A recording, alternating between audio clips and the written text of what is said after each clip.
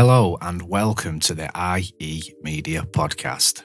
This is the long and overdue episode 11, which will be the first in a series of remote interviews with guests from around the world who can't make it into the studio, for obvious reasons. Today's guest is coming all the way from Thailand, and what an interview it's going to be. My mission with the show was always to find some inspiration and meaning, not only for myself, but for everyone out there too, especially during the times we're all faced with. I've learned so much from podcasts over the years, and sometimes I find them to be a form of therapy as you get to experience life from other people's perspectives along their journey, and then the wisdom and life lessons that then follow.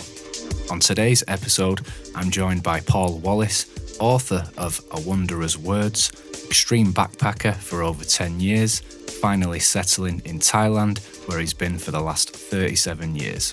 To say he's well-travelled would be an understatement, and I think what he's learned from his journey could be of much use to everyone out there, including myself, that's not yet left the UK. And for those of us who question, is happiness even possible? Is there any point to all of this? What does it all mean? Well, I'm definitely open-minded, and I'm hoping to learn along with the audience out there too. I haven't read his book because I wanted to get a genuine reaction to what he's going to present today, so let's get on with it. You're listening to the IEMedia podcast. Paul, welcome to the show, man. How are you doing? Greetings, Martin. Greetings. I'm great, sir. I'm great. And you? Yeah, it's an absolute pleasure to have you with me and on episode 11. And it's a pleasure for me too, sir. It's a pleasure for me too. Yeah. It's dawn here, by the way, so. Oh, right. The birds are singing. Yeah, well, I'm on the other side of the sphere to you. Yeah, I think there's 6 hours currently between us. Right. So yeah, yes, it's indeed.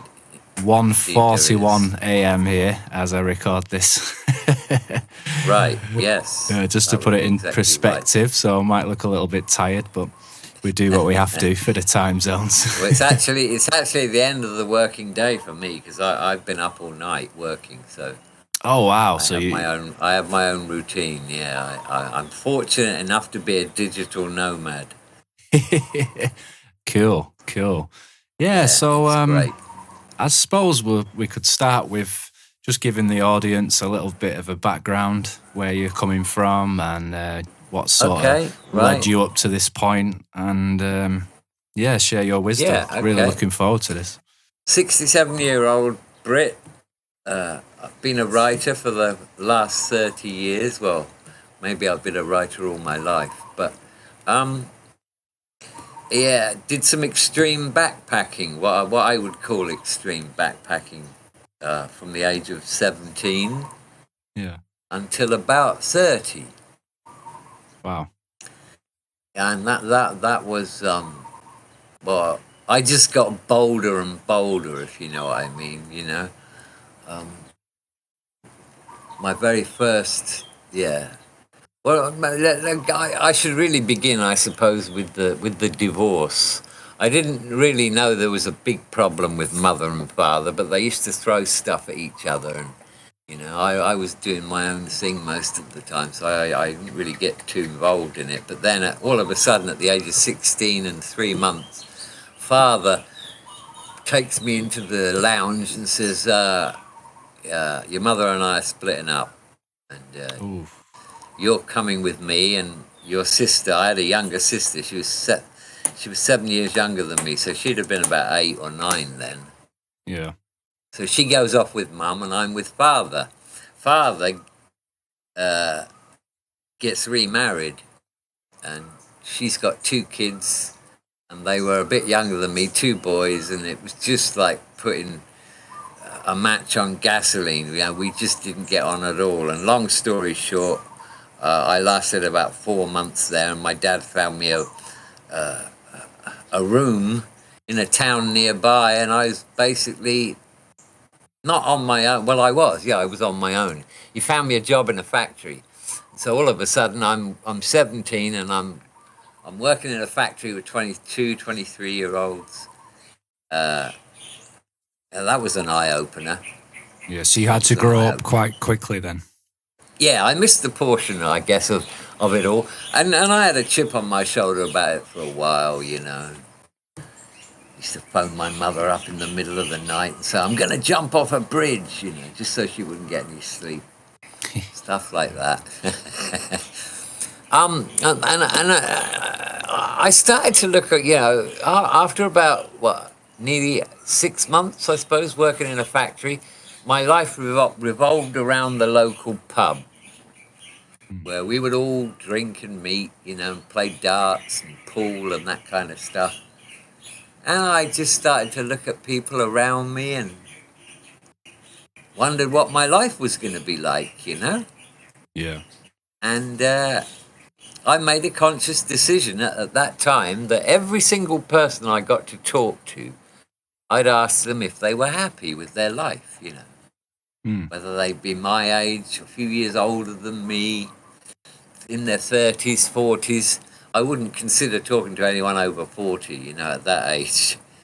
And I got lots of different replies, but basically nobody was really happy with their life. It's okay, but yeah, it's not so bad, but I don't like my job, but other than that, it's okay. Or, you know, wished I hadn't got kids as early as I had and all this. And I thought about it and I thought, so I've got 45 years of this in front of me, and at some point I'll meet a girl and she'll get pregnant and we'll get married and we'll have to buy a house and get a car, and I'll do all of that for 40 odd years, and then I'll get too old to work and I'll get a pension, and then, you know, I might get 10 or 15 years and then that's it, you know, into the ground we go.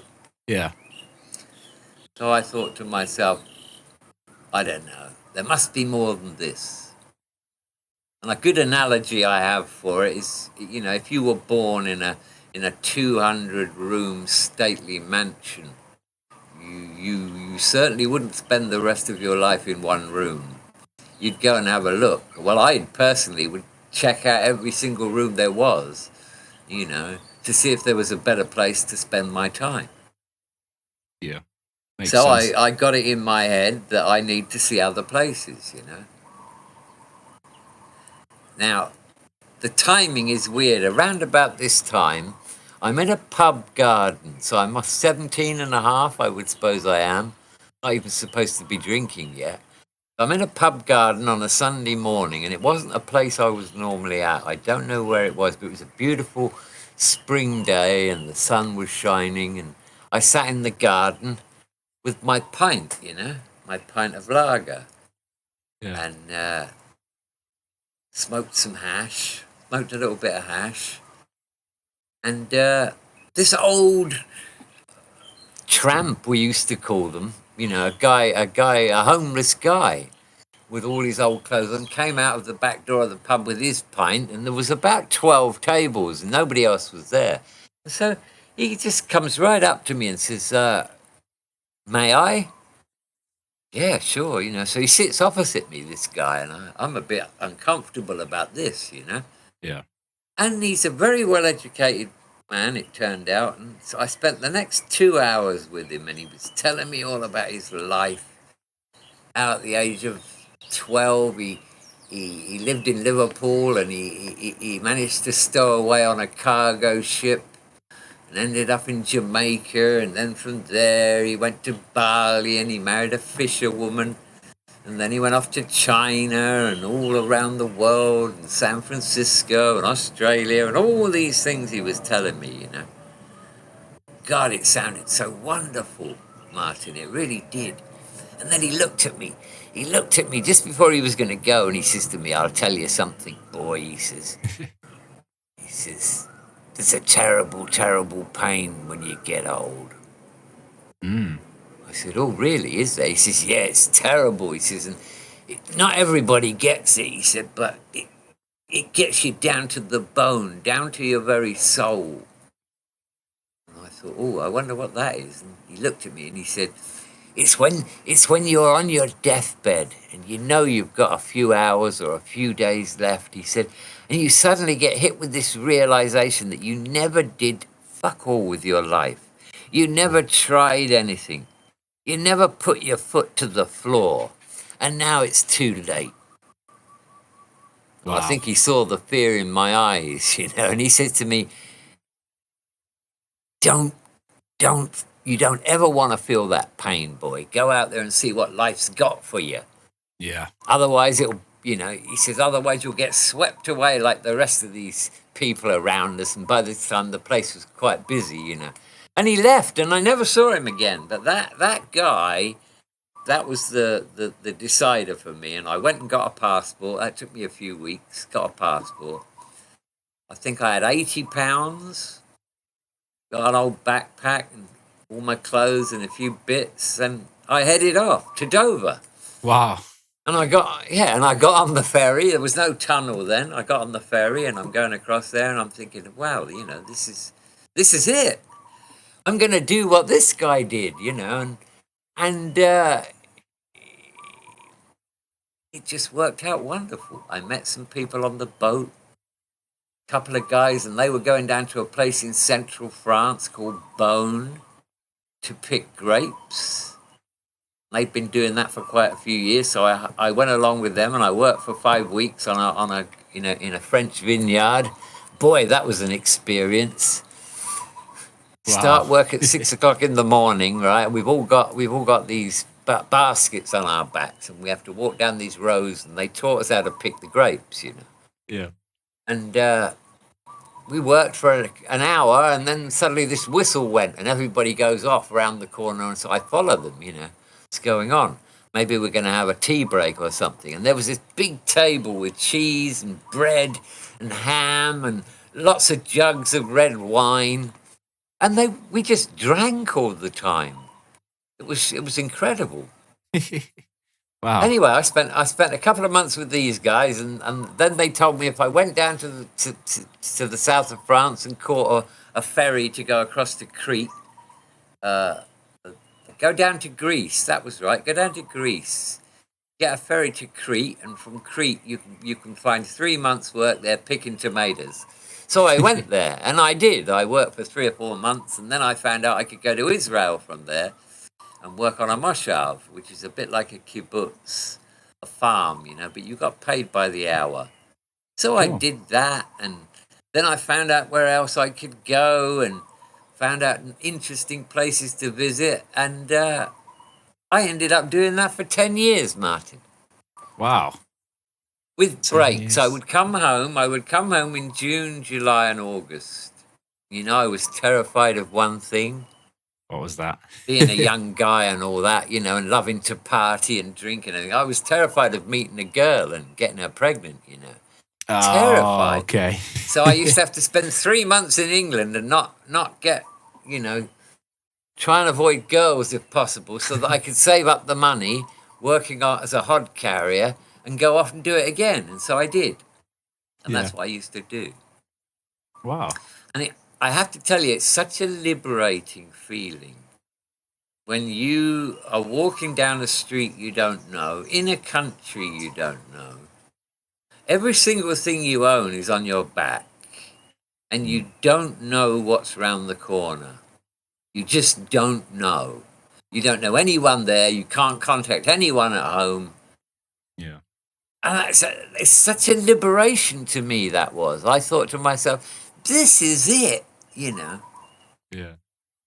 And I don't know whether it was luck or whether it was because I had a good work ethic. I was always polite. I was very, very, very well mannered, with, as you should be in a guest of someone else's country. But I always worked hard, whatever it was, whatever I was doing. And I did many, many jobs over the years. And, and I started to realize something. After about 2 years, I came to a conclusion that, yes, I love doing this. I love it. But I came to a conclusion that the more you go out on a limb, the more amazing the things that happen to you. Yeah. And it got to such a point that when I would go back to England in May and see all my old buddies down the pub and tell them about all the stuff I've been doing, they didn't believe me. They really didn't believe me. So I thought, shit, And none of them would have done anything else. They were still stuck in that time warp, which motivated me to go back again. As soon as September came, I would be away. I would be away. Mm. So I kept pushing my limits. One day I decided I had £45 in my pocket, which was quite a bit of money then. And I found this nice coastal town in I think I was in one of the I was in Italy, I think, and I decided to just drink all my money away and act like a holiday maker for as long as I could until it all ran out, and then see what happened. So that's what I Wow. did. Risky. I had a great time. Yeah, I had a great time, and I even had some coins at the end of it, and I gave them to a beggar. So now wow. I've got absolutely nothing, and so I met a guy and he said, "Can you build?" And I said, "Yeah, I can do anything," And I got another job, and then I met some more travelers. And so every time I did this, I thought, this is, this is it. Yeah. And then I also realized that if you go to, if you work in a factory and you go to work at 7:28 every morning, and you drive your car down the same road and you see the same people, and you go to the same place and have lunch in the same place and then go home and go to the same pub, what's going to happen to you? What is going to happen to you that's amazing? Well, nothing is going to happen to you unless you're unlucky and you get hit by an aircraft engine or get involved in a car accident or you witness a robbery. Yeah. So I became an extreme traveler. I felt invincible. I remember one day I was in Israel and I had about 50 quid. That's all I had, and we couldn't work for one reason or another. I think it was a strike with the truck drivers, the tomato truck drivers. We couldn't work, and after 1 week, I just said I'm going home. So I hitchhiked back to England. It took 11 days, 37 different lifts, and I Wow. hitchhiked back to England. And then for me that was like nothing. Yeah. So yeah, it was exciting. I was addicted to it, I guess you could say. Addicted to the uncertainty of it all. You've definitely done more than most people could only dream of, to be honest. And I can only imagine some of the stories you've got from them journeys. Some you may not wish to share. Yeah, but I can right, imagine you've got some awesome ones Well, too. there were highs, there were lows, There were definitely lows. But I wouldn't have changed it for the world. Yeah. After about 10 years, I did kind of get this thing in me about, right, I can't keep doing this. I'd never seen a 40-year-old backpacker, and I'd met lots of other people, by the way. I wasn't the only one doing this. Yeah. Let's be honest about this. England pretty much sucked at the time, a lot more than it does now, I would imagine. I don't know. People were leaving. Well, no, that's the other. I should have said that the other way round. The ship has sunk even further, hasn't it, really? But then I kind of thought, well, am I going to do this forever?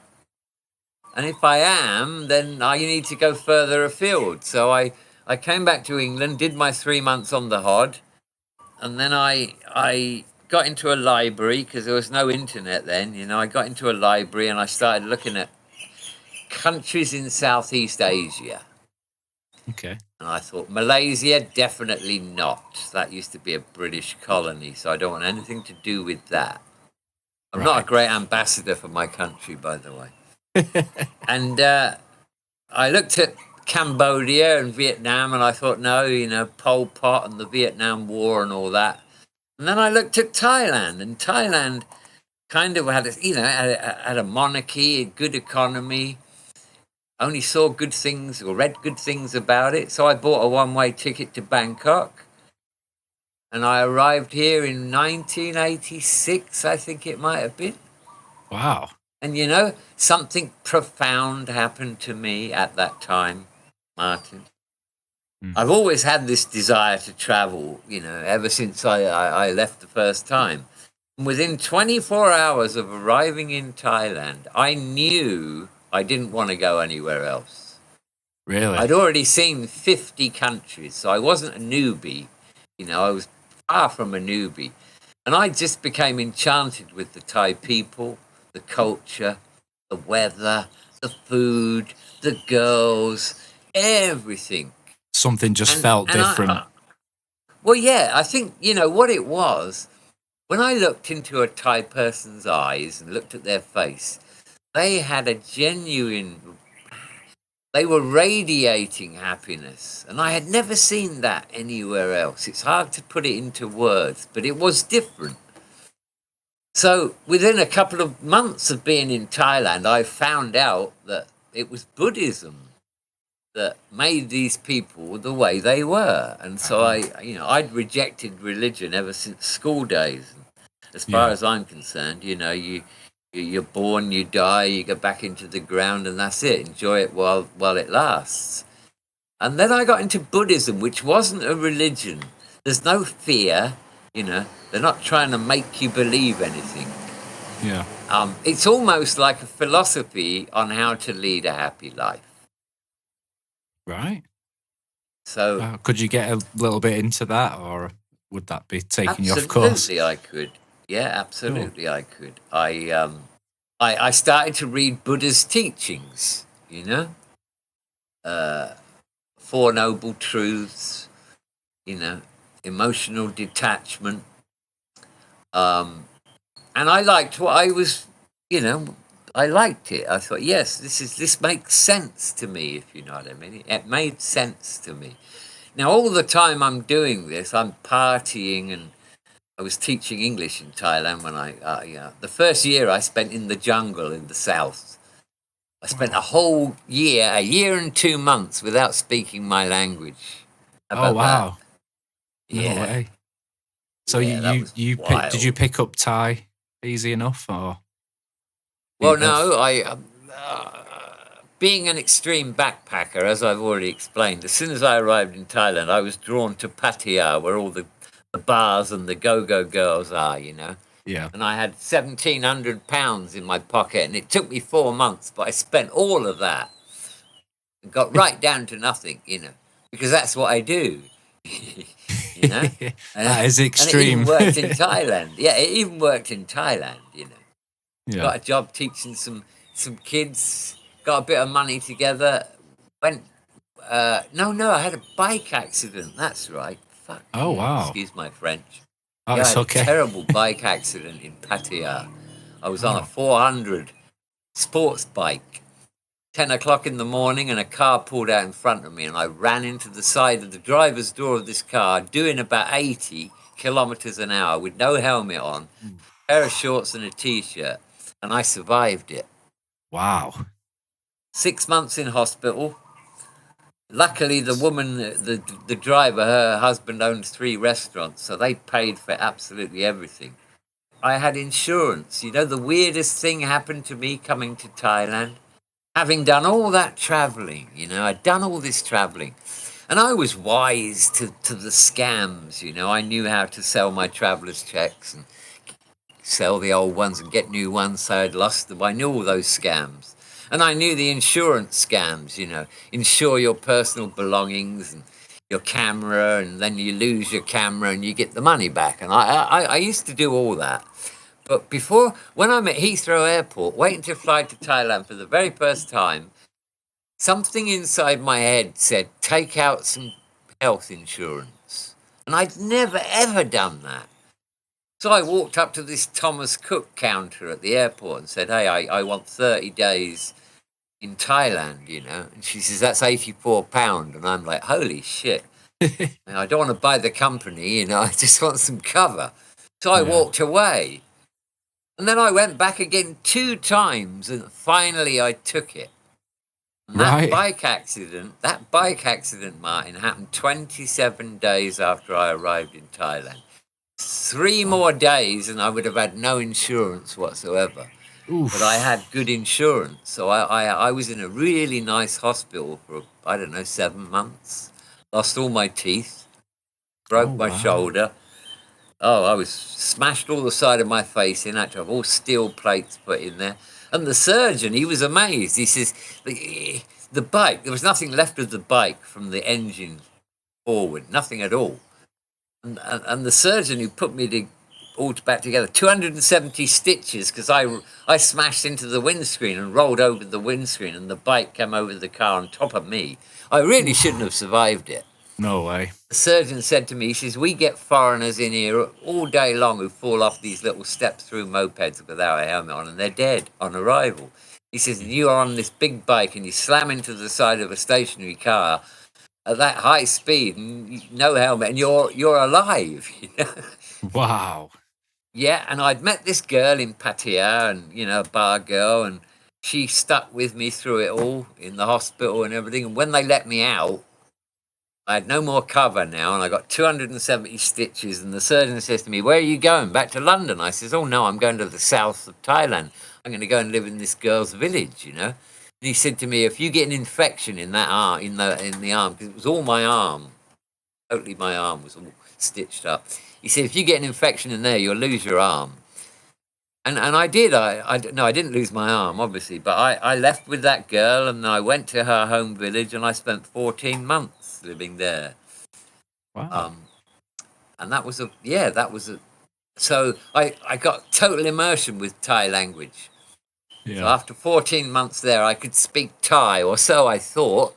It turned out it was a southern dialect I could speak, and it's a totally different language. Oh, right. So after 14 months, I said to this girl, "Look, I got no money, and if I don't go and get a job just to stay here with you," she was much younger than me. She was like 20. I said to her, "You're going to hate me for the rest of your life because I didn't go out and do anything and get any money, So I left her there, and I promised I'd come back one day, and I went to Bangkok. And as soon as I got off the train in Bangkok, I couldn't understand a word.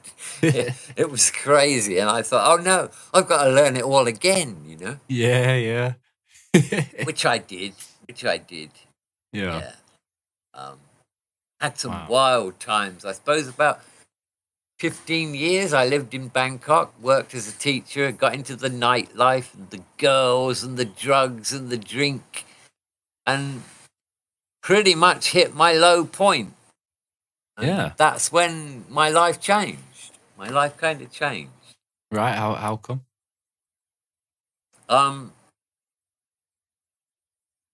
Well, I had one good friend here. I'd made one good friend. He was an Indian guy called Rajesh. And I'd kind of gone off the rails a bit, and I'd had enough of teaching. I did enjoy teaching, by the way. Yeah. There were two kinds of teachers when I was there. One was somebody who just did it because it's the only way they could make any money. And those who tried to be good teachers, So I tried to be a good teacher. I really did. And it gave me an insight into the Thai culture. I'm still totally in love with the country at this time, by the way, but I have no real direction in life, if you understand what I mean. At this point, in the I'm story. just partying. Yeah, I'm partying. I'm high all the time. I've got a fast motorcycle. I got my own apartment, but then I lost my job because, you can't burn the candle at both ends. Yeah. And I got myself in a bad state, and if it wasn't for my friend Rajesh, I probably would have died. I probably would have killed myself. Wow. But he came to see me one day, and he says to me, "Look, what about your visa status?" And I said, "I'm 2 years overstay, and my passport expired last year, but I don't give a fuck." I mean, you got to remember, I was an extreme backpacker, so I was of the opinion, well, let's just see where this goes then, Everything else has worked out. And he convinced me to go to the British Embassy and get a new passport. He said, it won't cost you much money. You've got to at least do that. Yeah. So I did. I went to the British Embassy, and I got taken into this room, which I thought was a bit surprising. I'd had some experience with British embassies all around Europe, and they weren't very helpful to their citizens at all, Yeah. So I wasn't really expecting much from them. And then this guy's in this room, and he sits me down, and he says to me, he looks at my passport, and he says, "You're on 2 years overstay here." I said, "Yep." He said, "Well, you'll go to jail if they catch you, don't you?" I said, "Yep." I said, "But you're on my side, aren't you?" I said, "Surely you're on my side." He says, "Yeah, I'm on your side." He said, "But, if they catch you, if you get stopped on the street and they want to know, they want to see your ID, then you'll go to jail. You'll spend years in jail, and then they'll deport you back to the UK if you've got the money to fly home. Otherwise, you'll stay here forever. And then he said something to me, and he looked at me and he says, how about if I was to tell you that I've got the money here right now to pay all your fine and fly you home? And I looked at him, I said, this is a fucking joke, isn't it? I wasn't happy at all. And he said to me, no, it's not a joke. He said, I've got £1,100 here that's been sent by your father to get you home because your Indian friend got in touch with the embassy and said, I got a mate here who's going to kill himself. We got to get him home, Yeah. And at that point, I just looked at him and said, and I threw the passport at him and said, you can fucking send it back. And I walked out of the embassy. There's a reason for that, by the way. I'd had a falling out with my father when I told him at 17 that I'm going abroad. He said to me, wherever you go in the world, don't you ever ask me for any help. Wow. Because you're doing crazy shit. So I said to him, I won't. So I wouldn't, Yeah. So 3 days later, Rajesh comes to my apartment again and he says, listen, you can't do this, Paul. You've got to take this and you've got to go home, You go home, you get yourself sorted out and you can come back. And he talked me into it. Wow. So Good I did. Friend. I went back to the embassy. They got me in front of the judge. Gave him some sob story about a girl ripping me off with all my money, 2 years ago. And I just wandered around Thailand aimlessly. And they fined me 2,000 baht, which was about £50. And I had a ticket home, the embassy was waiving my ticket, and I did. I went home. I went home and I got myself sorted out. That's I got awesome. a job. So he really cared about you. Yes, he did. I'm still in touch with him. He's a great guy. Oh, wow. I probably would have jumped off my balcony window, to be honest with you, if I hadn't taken that lifeline, if you like. Yeah. I came back to Thailand 4 years later in a much different frame of mind, and everything changed for me from that point on. I met my wife. I got a job at a good school. Got a job as an interpreter.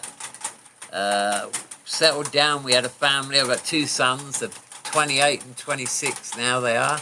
Oh, wow. Very happily married. My wife came from a village. She comes from a village in northeast Thailand. She finished school when she was 9. And that woman has taught me so much about life.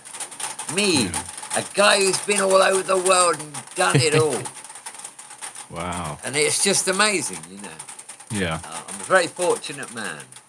So you have a very strong bond then between your family. Oh, absolutely. She saved my life. Yeah. And she was the first girl I'd ever met in Thailand. It wasn't a bar girl. Because at that time, there was a lot of stigma, Yeah. She wouldn't walk down the street with me. She'd say, you go first and I'll follow you. Because if she's walking by the side of me, all the other Thais are thinking she's a hooker. It was a different thing for me to actually meet a girl who wasn't a hooker, and we kind of hit it off. Well, we didn't hit it off straight away. I dumped her, but that's a long story. But we got back together again, and she turned out to be the one. Right. It's raining. It's raining here, by the way. Can you hear that? I can hear that. Nice little bit of ambience there. There's not a lot I can do about it, unfortunately. It's all right. It'll probably calm down. I could at go some in point. the house. I could probably go in the house. Yeah, it's not too bad, to be honest. I can still hear you. I think it's only going to be a shower because it's not rainy season now. We're not supposed to have rain right now. It's very unusual. All right.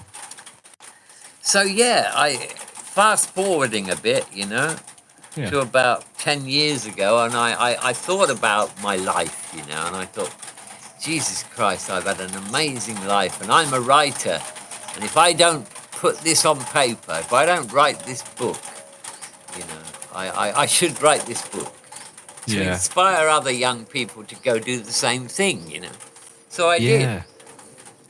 I wrote the book, and my kids read it, and they were like, "Fuck, Dad, you were insane," because they'd never seen me like that. They'd never seen me do anything like that. Yeah, that side of your life. Yeah, and they realised how lucky they were to have even been born. Because the odds on me still being alive to come to Thailand weren't that high. So yeah, and then my journey changed, Martin. My journey became an inner one. You know what I mean?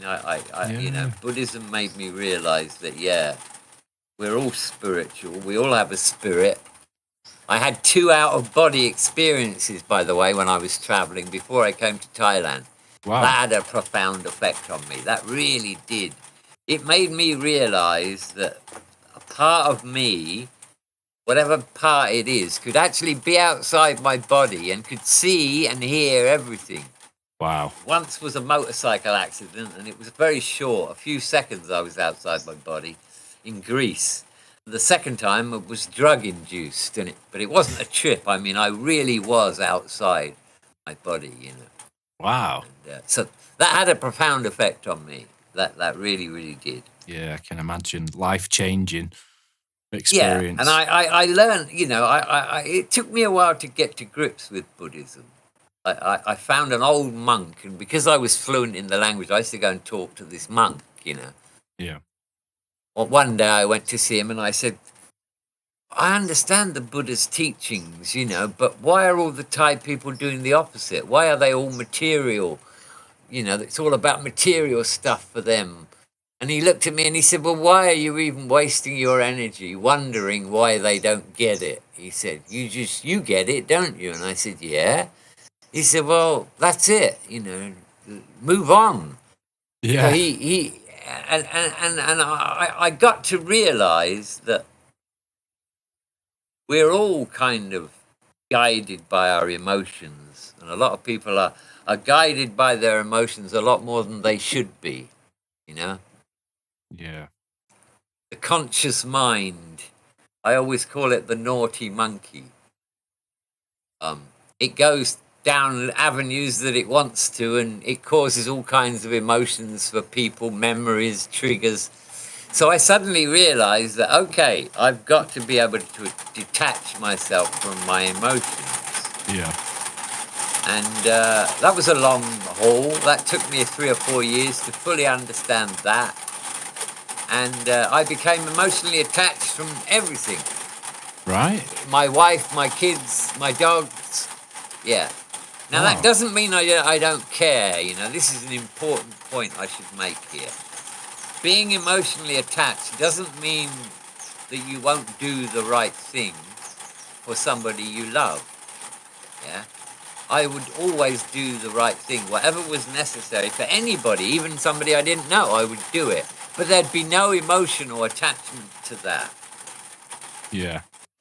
And I'm quite proud of that, to be able to do that, because your life becomes so much better when you're not emotionally attached to things, people, situations, Yeah, I suppose that's a good way to be.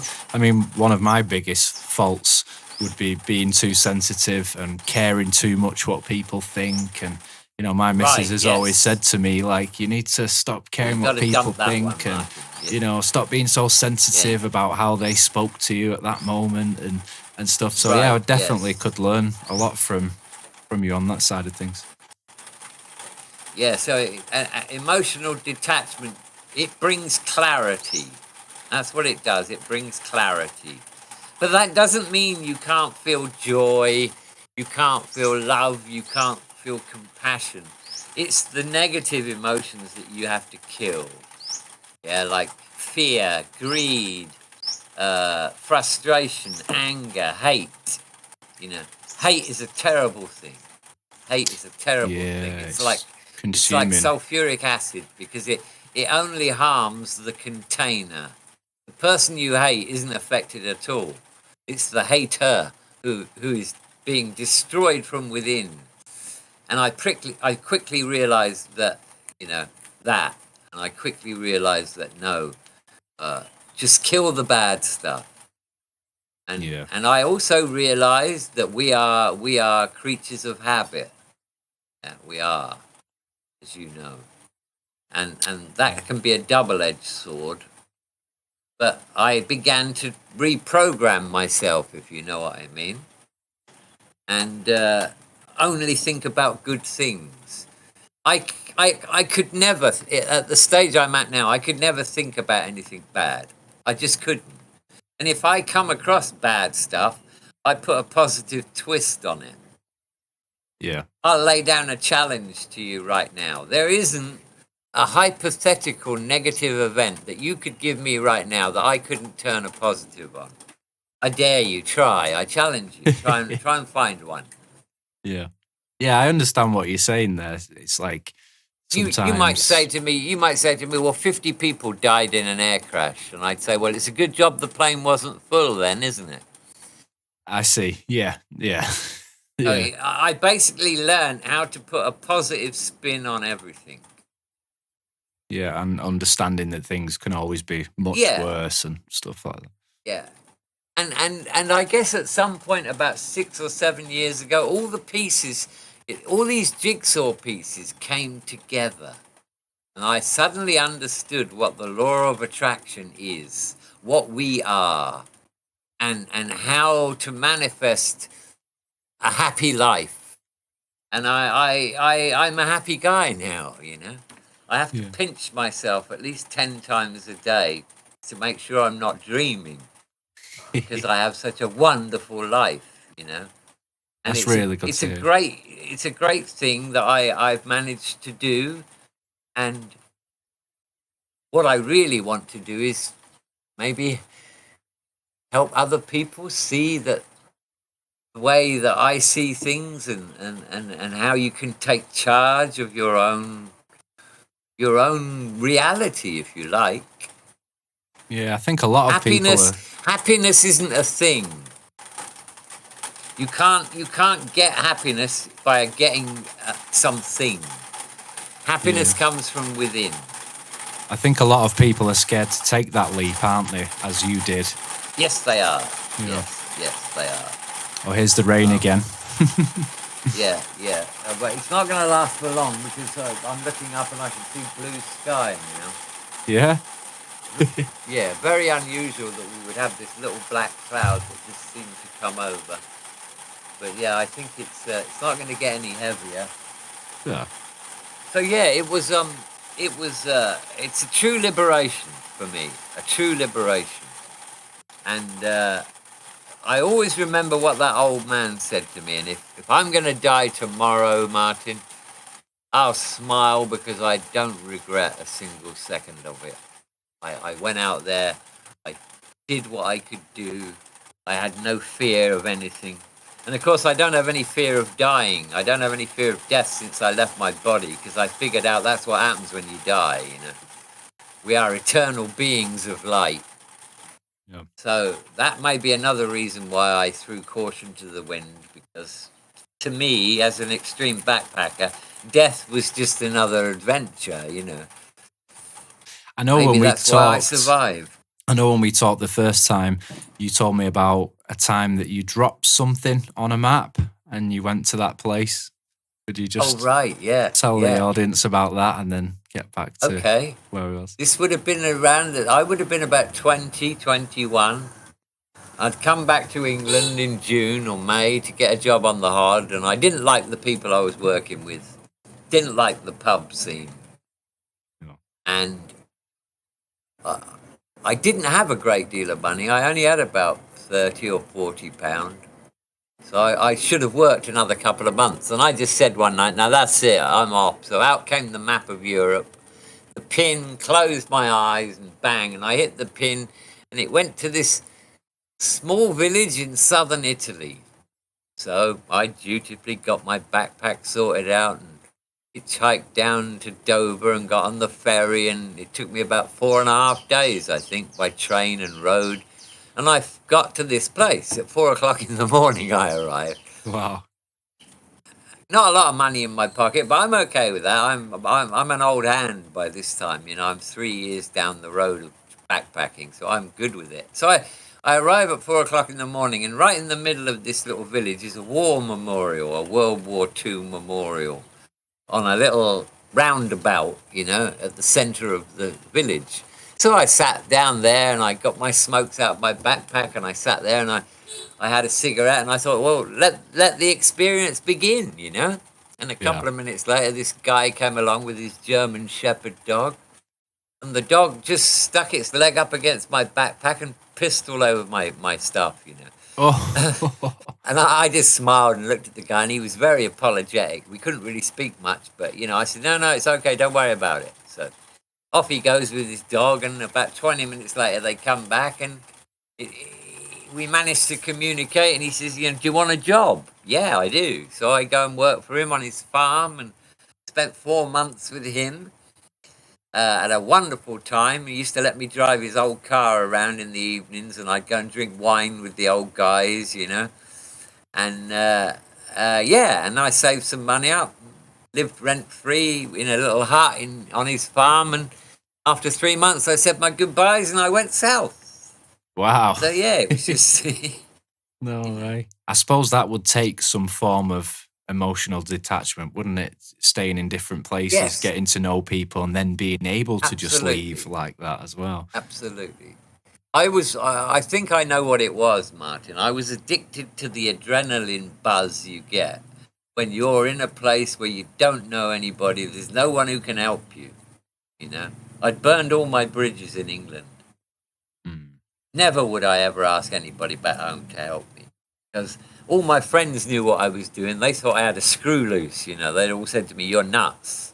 Yeah. What are you going to do when you reach pension age and you got no pension, And I looked at them and I thought, well, if that's going to be my whole goal in life to get a Yeah, pension, what's Jesus the point? Christ. Yeah. Absolutely. Yeah, I understand that, and it's sad because what do people do mainly? They go to work, they pay the taxes, they're paying off the car, they're paying off the house, and then they retire.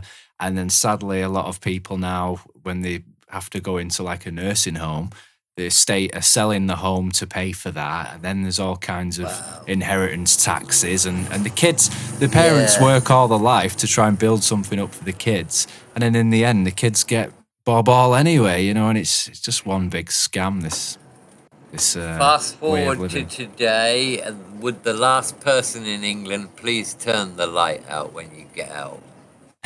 I think that's where we're going. Yeah, it certainly is crazy. So what would you say be the scariest thing then from that experience? Oh, right. The scariest thing I did. Now, it wasn't planned. It was crazy. It was absolutely crazy, even by my standards. Yeah. I just finished working in Israel for 6 months. I had about $1,700. Yeah. And I'm on the border with Egypt, a place called Eilat. It's a town called Eilat. And I'm there, and I'm looking forward to spending a good 2 or 3 months snorkeling in the Red Sea, in the Sinai Desert, and just kicking back. And I'm with another traveller who I didn't really know. He worked on the next farm up to me, so I didn't really know this guy. He was an Irish guy. Yeah. So we're at this bar, and he says, because we all got paid in shekels, so I said, we got to go change our money before we go. And he says, yeah, right. He says, I know a money changer. Give me all your money. He says, and I'll get you yours as well. So I looked at him. I said, well, no disrespect to you, but please leave me your passport if you're going to do that. Yeah, no problem. So he left me this passport, great big Irish passport, 90 pages. Wow.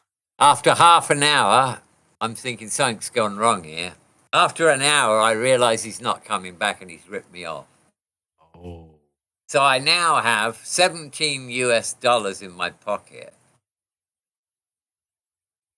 And this passport, and all my money's gone. Boy, did that hurt, Martin. Boy, did that hurt. How much roughly would you say? Do you remember? $1,700. 1,700, sorry. Yeah. And that was a lot of money then. I'd worked hard for 6 months. Yeah. And so I'm now I've decided what I'm going to do now is buy a bus ticket to Cairo. And I'm going to go across the Sinai Desert to Cairo. Not a big deal for me because by this time I'd already been all over the place with no money. So I wasn't afraid of it. Yeah. So I'm on this bus, I'm on this air-conditioned bus, and there's 2 Australian girls on the bus. And they start talking to me. And they're on their gap year, We're talking about ordinary, sensible travellers, people who've got insurance and return tickets and all that, So they start asking me questions. And at one point, the girl looked at me and she said, so let me get this right. You got $17. You don't know anybody in Cairo. You got no ticket home. What are you going to do when you get to Cairo? That's insane. Yeah. When she said that, I suddenly stood up and I said, no, this is insane. And I walked up to the front of the bus to the driver and I said, stop the bus, I want to get off. Oh, and there was wow. nothing. It was just a tarmac road between red mountains, It looked like Mars. And there's one palm tree. And he kept thinking I want to go to the toilet or something. I said, no, you don't understand. I want to get my backpack out from under your bus and I'm just going to get off and go, Yeah. And he tried to change my mind. He said there might only be 3 cars coming along here in a day, but I wasn't having any of it. The girls thought I was nuts. They gave me all their cigarettes and their water. So all of a sudden, I'm sitting there under this tree with my backpack, watching this bus go off up the road, and I'm thinking to myself, oh, you've really done it this time. Now you've really done it. That battle in the mind of... they're going to find your bones in a few years' time, and your mother's going to get a letter from the British Embassy in Cairo saying, we think your son died in the desert somewhere. And I thought, well... and the crazy thing was I had no intention of doing this. It just happened. I just did it. Yeah. After about 3 hours, some guys Bedouins on camels came over the hill. They circled me a few times, and one of them threw down a tin of Libby's peaches, right at my feet. And I remembered looking at it and thinking, this is crazy. They couldn't speak to me. They never said a word, and then they left. So I opened the peaches with my knife and I ate them and put my tent up and spent a terrible night freezing my balls off because it gets really cold at night. And in the morning, I'm just packing my tent up, wondering what I'm going to do. And they came along again with another guy. And he could speak English, this guy. And he just came up to me and he went, all right, mate, got a light, just like that. And I'm like, what? Imagine that. Apparently some Brit had done what I'd done a couple of years before, and he'd spent 9 months with these people in the Bedouin tribe, and so this guy had learnt his English from this guy, Right. So I ended up spending 11 weeks with them, Martin. They were wonderful people. We went all down the peninsula, and they knew where food was. They had water. They used to make baskets and sell them to the people. And after 11 weeks, they dropped me back off at exactly the same place where they'd left me. And the same bus with the same bus driver came along. And he saw me and he stopped. He got out of the bus and he knelt down on the ground and he's going, oh, my God, this is a miracle. Yeah. 11 weeks, And Wow. so I was invincible after that, but I never went that far again. Yeah. That was just, I really, literally, short of jumping off a building, there wasn't much more I could do that would be riskier than that. I think most people would freak out at the thought of being in a foreign land with no cash and no hope, or I can't imagine. But I got to know this guy who'd been in the military and he'd seen combat. And I got talking to him for a while, and I suddenly realised that he was telling me how he was addicted to the buzz when you're in combat, because it's all for real, You've got rounds flying past your ear. And I realized that that's what I had. I wasn't in a war, but I certainly was in a dangerous, risky situation. And I was addicted to that buzz, just like he was. Yeah. So, yeah, that kind of answers some questions for me. Yeah, wild times traveling, really wild times. Never really got in any serious trouble because I was always nice, very respectful. And I think if you are when you travel, you people are warm to you. I met some wonderful people, and I had good luck, and I passed on good luck to other people. Sometimes it's a karmic wheel, I believe. It must have been enlightening experiencing all the different cultures and how people live, and sort of breaking down them barriers and understanding that we're all humans, and whether we speak a different language or not, we sort of think the same on a lot of things, don't we? That's right. Yes. Yeah. We may have different beliefs, we may have different values, but everybody I met was kind, nice, compassionate, friendly. It was just it was a great period of my life. And I remember I must have been about 40 odd when I was back in England after I'd left Thailand, after I'd got, in serious trouble, and I'd come home, got my mental health fixed. I saw my mother. Now, my mother has held this guilt in her over me and leaving me for years. And when I saw her, she just wanted to give me money and give me stuff, Yeah. She's trying to get me to go into this jeweler's so she can buy me this watch. And I looked at her, and I suppose I'm about 30 by this time, 30 odd. And I said to her, Mother, come with me. And I took her into this coffee shop, and I bought her a coffee and sat down with her. I said, listen, what I've learned in my travels, you can't buy. Just can't buy it, Yeah. And if it wasn't for you, Mother, if it wasn't for you, I wouldn't have done any of that. So please don't ever think you owe me anything. Stop buying me all this shit. Yeah. And it was like a weight had lifted off her shoulders, and she went, oh my God, I'm so happy. Yeah. And I said, well, yeah, you should be. It worked out for me. Yeah, I suppose that's you turning a negative into a positive, but also the reality of sometimes when people do hit rock bottom, then they're able to climb up higher than they previously were, and it can change the life, can't it? Definitely. That's why I always tell people that feel like giving up or that there's no hope, that sometimes you have to reach that point to be able to do something about it and bring some change. Yeah, and the problem is, the problem has always been, I think, that people don't talk about mental health enough, especially guys. Yeah, it can. I mean, I know what it's like to be suicidal. I got sectioned when I first came back from Thailand. Within 6 months, I decided to kill myself, and I planned it all out and thought I'll do this properly. And I really wanted to go because I suddenly thought, well,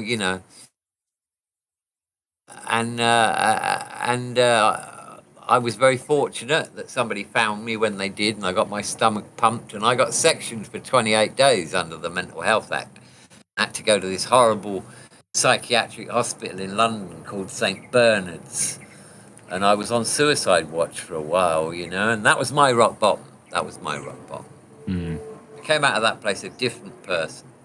And I would never, ever, ever, ever think about killing myself now unless I got old and I'm draining my family's resources. Then I would, because I know it's not the end. So I'm kind of looking forward to death. I just don't want it to come along just yet.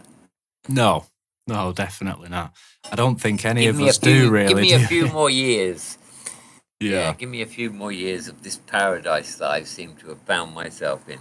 And hopefully we'll have a series of podcasts as we document your journey. There's a lot of things I'd like. Yeah, I've got lots of memories. I've got some stuff. I think I could probably change your life for the better. I think I could confidently say that. I could change your life for the better. Well, I'm with what I definitely open know. to that. Like I was saying in the introduction as well about podcasts and inspiration and Yeah, stuff and learning people that are, more experienced in the world and have yep, been through stuff that you maybe won't. And yeah, and right, yeah, I could we only spoke for 10 minutes the first night when I was right, introduced to you by my good friend Harold, who's right. I've ended never up, met oh, Harold, by the way. yeah, no, it's funny actually because he just went to Thailand for a little holiday, and I think he's been there over a year now. Doesn't want to come back. Right, he has. He loves it here. Yeah, I Yeah, do. I do talk to him online. yeah. I think Yeah, he found you. I'm not sure how, but he put yeah. us He it found me because he found put me us in because touch. last year I was watching a YouTube channel, a Thai YouTube channel, and I liked the guy, the way he was interviewing people. So I sent him a message. I says, you know, he wanted to hear from people who've been in Thailand. I said, well, I've been here 36 years. Oh wow, I want to talk to you. So we ended up doing 5 or 6 episodes, I think, and got quite a lot of views. And I sold loads of books off the back of that. And Wow. yeah, I thought, okay, maybe I've had that interesting kind of life that people want to hear about. So I was happy to tell him some of the things that have happened to me Yeah, and what I'd learned. yeah. Harold said that we should link up and get you on the Yeah, show. It'd be really good. So I appreciate that, Harold. yeah, If you're watching or listening to this, right, really appreciate it. yes. So Definitely. this will go out on lots of different channels, will it? Yeah, absolutely. So let's get into a little intermission here. Let's say that this is the middle or whatever. Okay, great, wonderful. Just say I want to say thank you for tuning in to all the new viewers and listeners around the world. A big warm welcome to you. Your comments and support is always greatly appreciated. To those of you watching this on YouTube, don't forget that the audio version is available on all streaming platforms, including Apple, Spotify, Amazon Music, or wherever you get your podcasts, because there's so many apps, I don't remember all the names of them. The vendor sorts that out. So if you are listening back to this via a podcasting app, please don't forget to head over to my YouTube channel, IEMedia, and you can get the video version of this podcast and my other types of content. Also on TikTok now at IEMedia, so all sorts of little clips over there and different things and my music and stuff. Also, if you would like to be on the podcast, please email me at elusive.media@hotmail.com or visit IEmedia.net. Drop me a message and I'll get back to you at some point. So now that's out of the way, let's get back on with the show. Where do you want to take it from here, Paul? I can tell you about an interesting experience I had then, because we Yeah, already sure. mentioned it. The mental health section. Absolutely. Yeah. I decided it was enough. I'd had enough. I got these prescription tablets, and I got a lot of them, and I walked into a shopping mall at 10 o'clock in the morning, 11 o'clock in the morning, ate 200 of them, threw them down with a Pepsi, and I still had enough money in my pocket for a beer, so I thought I'll go across the road in the pub and have a beer. So I did. I had a beer, and it was a wonderful feeling. It's hard to describe this. All the pressure I'd had gone. I'd made the decision. I'm ending my life on my terms. I had a great time. I just don't want any more of this pain. Yeah. And so I was really good about it. And I had the beer, and I came out of there, and I found a place where I could lay down behind these shops, and I thought, that'll be it. And the next thing I know is this tube's being forced down my throat in some A&E place, and they got all these tablets out of my stomach and stuck me in a ward full of old, sick people. And they did that on purpose, Martin. Right. Because they wanted me to feel the shame of a person who's got a healthy body trying to kill themselves while there's all these old and infirmed people that would love to have what I've got. So I was put in there for a reason. Stick him in there with some oldies and see how he gets on with that. I was gutted that I hadn't died. I was absolutely gutted. And they sent some doctor over to me and he said, well, what are you going to do? I said, as soon as I get out of here, I'm going to jump in front of a fucking train is what I'm going to do. I know it's going to hurt me, but only for a second. Yeah. Oh, I was adamant. Nothing had changed in my mind. So, of course, he must have talked to a couple of other people and these cops turned up and took me to this psychiatric unit in South London where I refused to talk to anyone for a few days. But yeah, something amazing happened to me at this place, right? Imagine this is an old Victorian building, where they used to send all the insane people in those times. It was a very old place with its own grounds, a secure unit, St. Bernard's it was called. It's probably still there. Right. So I'm in there, and I know I'm in there for 28 days. And they won't let me wear my clothes. I got these pajamas on.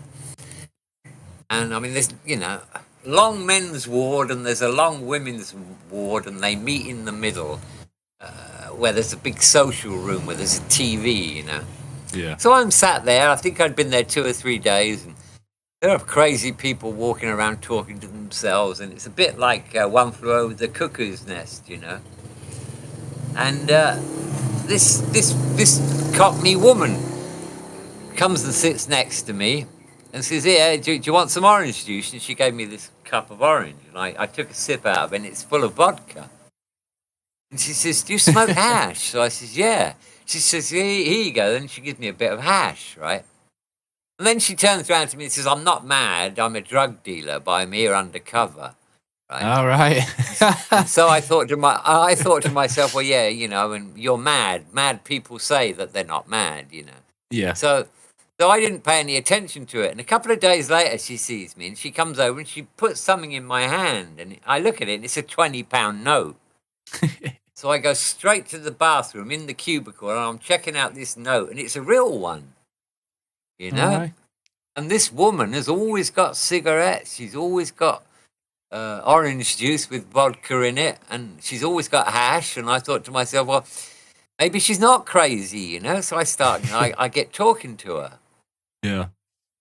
And she told me her story. She said, "I'm married. I'm the wife of the biggest gangster in South London, and he has a big hash connection with some people in Holland. And me and him have fallen out, so I've run away. And he's had a problem with these hash dealers in Holland. So I now do the business with these hash guys." And she said to me, "We all had to sit in this big area at 10 o'clock on a Monday morning. We all had to see a psychiatrist. So we're all sitting there waiting. And there's one payphone on the wall. She says to me, she gives me this piece of paper and it's got these numbers on it. And she said, look, I'm waiting for a call from Holland. My connection in Holland is going to tell me where they're going to put the trailer that's got all the hash in it. So I need to know these numbers. If the phone rings while I'm in there, will you answer it?" So I says, "Yeah, sure." Yeah. But by this time, I still think she's crazy, Yeah. So I'm sitting there with the piece of paper, and sure enough, the phone rings. And so I answered the phone. I said, "Hello." And he said, "Is Jeannie there?" I said, "No, she's not, but I'm supposed to take a message." "Ah, okay, right. Well, yeah, can you write this down?" So I write down about 12 numbers it was, 28, 64, something like that. And she comes out and I tell her and give her it, and she gives me £50. "Thank you," she said. "That you saved my ass there." Wow. So it turns out she is a drug dealer. She is doing this undercover. She's telling them she's got voices in her head. She said to me, "My husband would kill me if he knew where I was. If he ever found me, he'd kill me. So the safest place for me is in a mental hospital. And I can do my business in here because nobody would ever know." And so she really was an international hash dealer in this hospital. Very smart as well. Absolutely amazing. She snuck me out one night and we spent the night in this hotel. Right. "Oh, may you a cab? May you a cab?"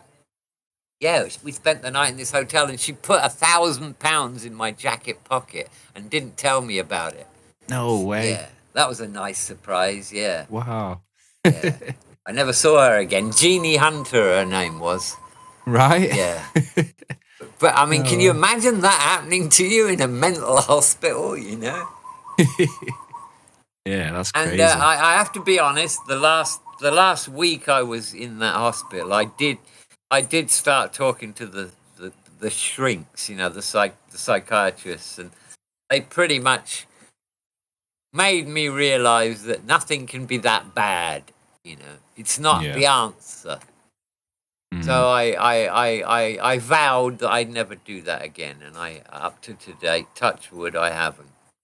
But yeah, that was a crazy story. I often wonder whatever happened to her. Because I remember laying in this hotel. I'm in bed with her, right, in this £200 a night suite. It's just across the river from the Thames. It's a really nice hotel. And Right. we're snorting coke and we're eating shrimps and drinking brandy. And she keeps talking about her husband. And I says to him, is he going to come running through that door with a machine gun? She said he might do, yeah. And I thought, Oh. shit, I've got to get out of here. Yeah. So she actually said to me, you should leave today because I don't want to get you in trouble. So, yeah, I never saw her again. I wonder what happened to her. No way. Ships that pass in the night, eh? Yeah. And thanks to social media, I've actually hooked up with people that I used to travel with all those years ago, 40 odd years ago. I actually hooked up with 2 or 3 of them. Oh, So wow. it's pretty amazing. Yeah, pretty amazing. Yeah. Yes, it does have its good Because sides. when I was backpacking, if I wanted to talk to someone at home, I'd have to send a letter and it would take 7 days to get there. And it would take 7 days to get a reply. So, it was very different in them days. Yeah. Communication. Now it's just instant, isn't it? I suppose it's It's great, isn't it, eh? It's a completely different world. I mean, I'm 38 and I remember sort of the very, very early days of the internet and dial-up and stuff, and the transition of sort of no internet to then internet being a thing and mobile internet and stuff. But so I'm sort of on the border of it, but you'll fully remember, won't you, the time that was completely different. And oh, absolutely. I remember seeing my first TV, and I remember seeing the first color TV, and I'm like, oh wow, that's cool.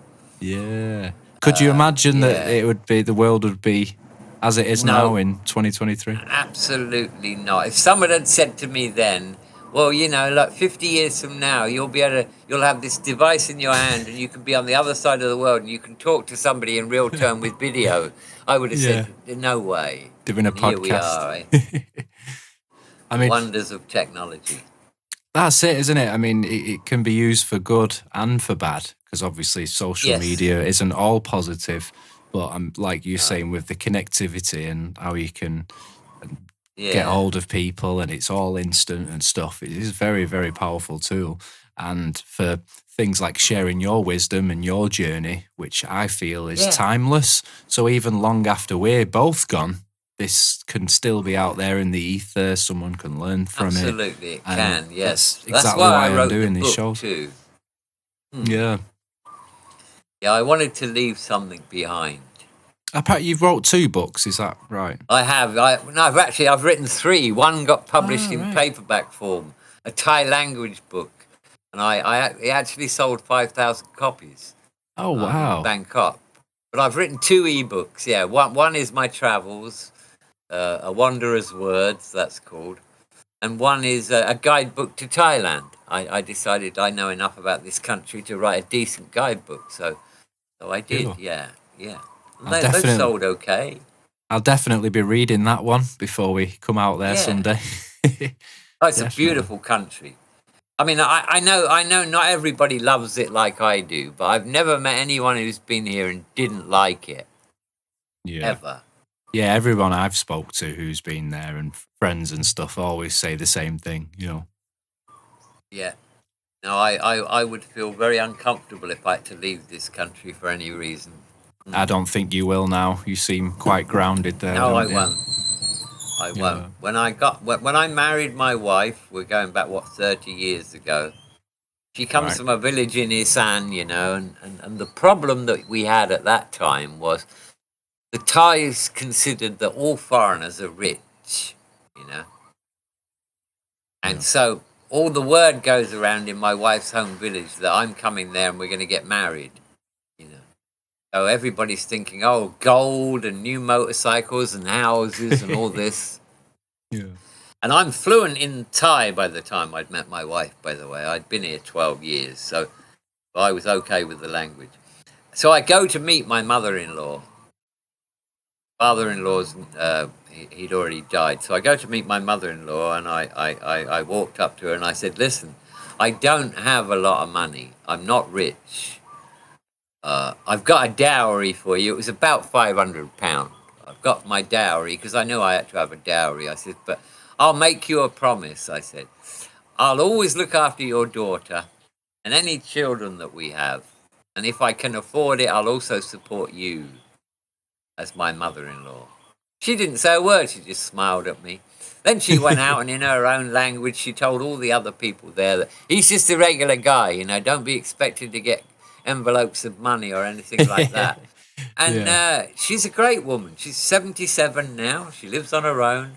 Oh, wow. She's got a nice farm, and that's where we'll be going when she can't manage on her own anymore. So I'm going to end up being a farmer in a beautiful part of Thailand. Oh, wow. That's where I will spend my last days. And I even know the temple that I'm going to be burnt at because I've been there already a few times. Oh, wow. You seem at peace with that, though. Definitely. Oh, God, I'm so at peace. You wouldn't believe it, man. You wouldn't believe it. I never thought anybody could be as blissful as I am. But yes. And it's all because of the things I realized and the way I've learned how to control my conscious mind totally. Yeah. I don't assume anything about anybody. I don't make any judgments whatsoever. And to be honest with you, 7 years ago, I decided to withdraw from society because I work online. You know, I'm a blogger. I get paid reasonable money to write web content. So I don't have to see anyone for my work. You know, I do my work here on my porch. So I decided to just withdraw myself from society, and I did.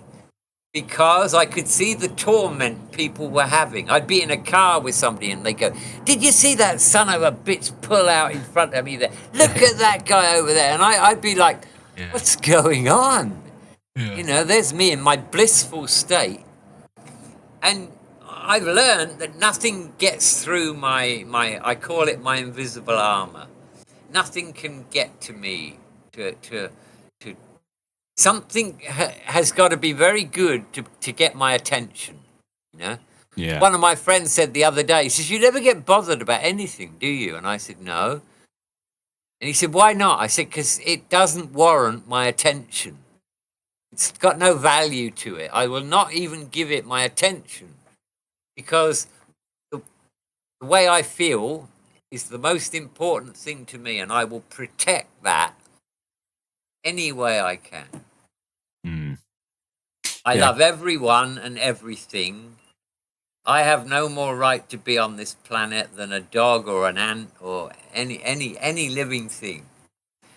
And I believe that I'm a part of you. We're all from the same unified field. We're just having our own experience. Yeah. You know? And when you feel that you are everyone and every other living thing, then you don't want to hurt anyone or any living thing. And so I have this innate disposition, if you like, to be nice to people. Yeah. Because everybody's got a story, you know, we all have. And you might meet somebody and you don't know what they're going through in their life. And, you know, to be nice doesn't cost anything. No. So I will always be nice to people, always. Yeah. Even when they're not nice to me. Sometimes that's quite hard to do, isn't it? But yes, it is. You're right, It's a test. absolutely. Because sometimes I see it as a test. Sometimes you see people and you think, oh, they're so happy. and you don't really know. It could just be a facade. You don't know what they're going through. Yeah. Or sometimes you see people and you think maybe they're a bit grumpy. What's up with them? They're a bit moody. They were a little bit ignorant then, but you just don't know what people are going through at that time, do you? So that's right. Yeah. I think a turning moment for me was when this Buddhist monk told me this old Buddhist story. He said, "Have you heard the story about the naughty monkey?" I said, "No." He said, "Okay, well, in Buddha's days, 2,500 years ago, in the part of Nepal where Buddha lived, there was a village settlement in the forest, and he said there was a guy who lived on his own there, in his own little hut, and he had a monkey, and he trained this monkey to pick the ripe coconuts.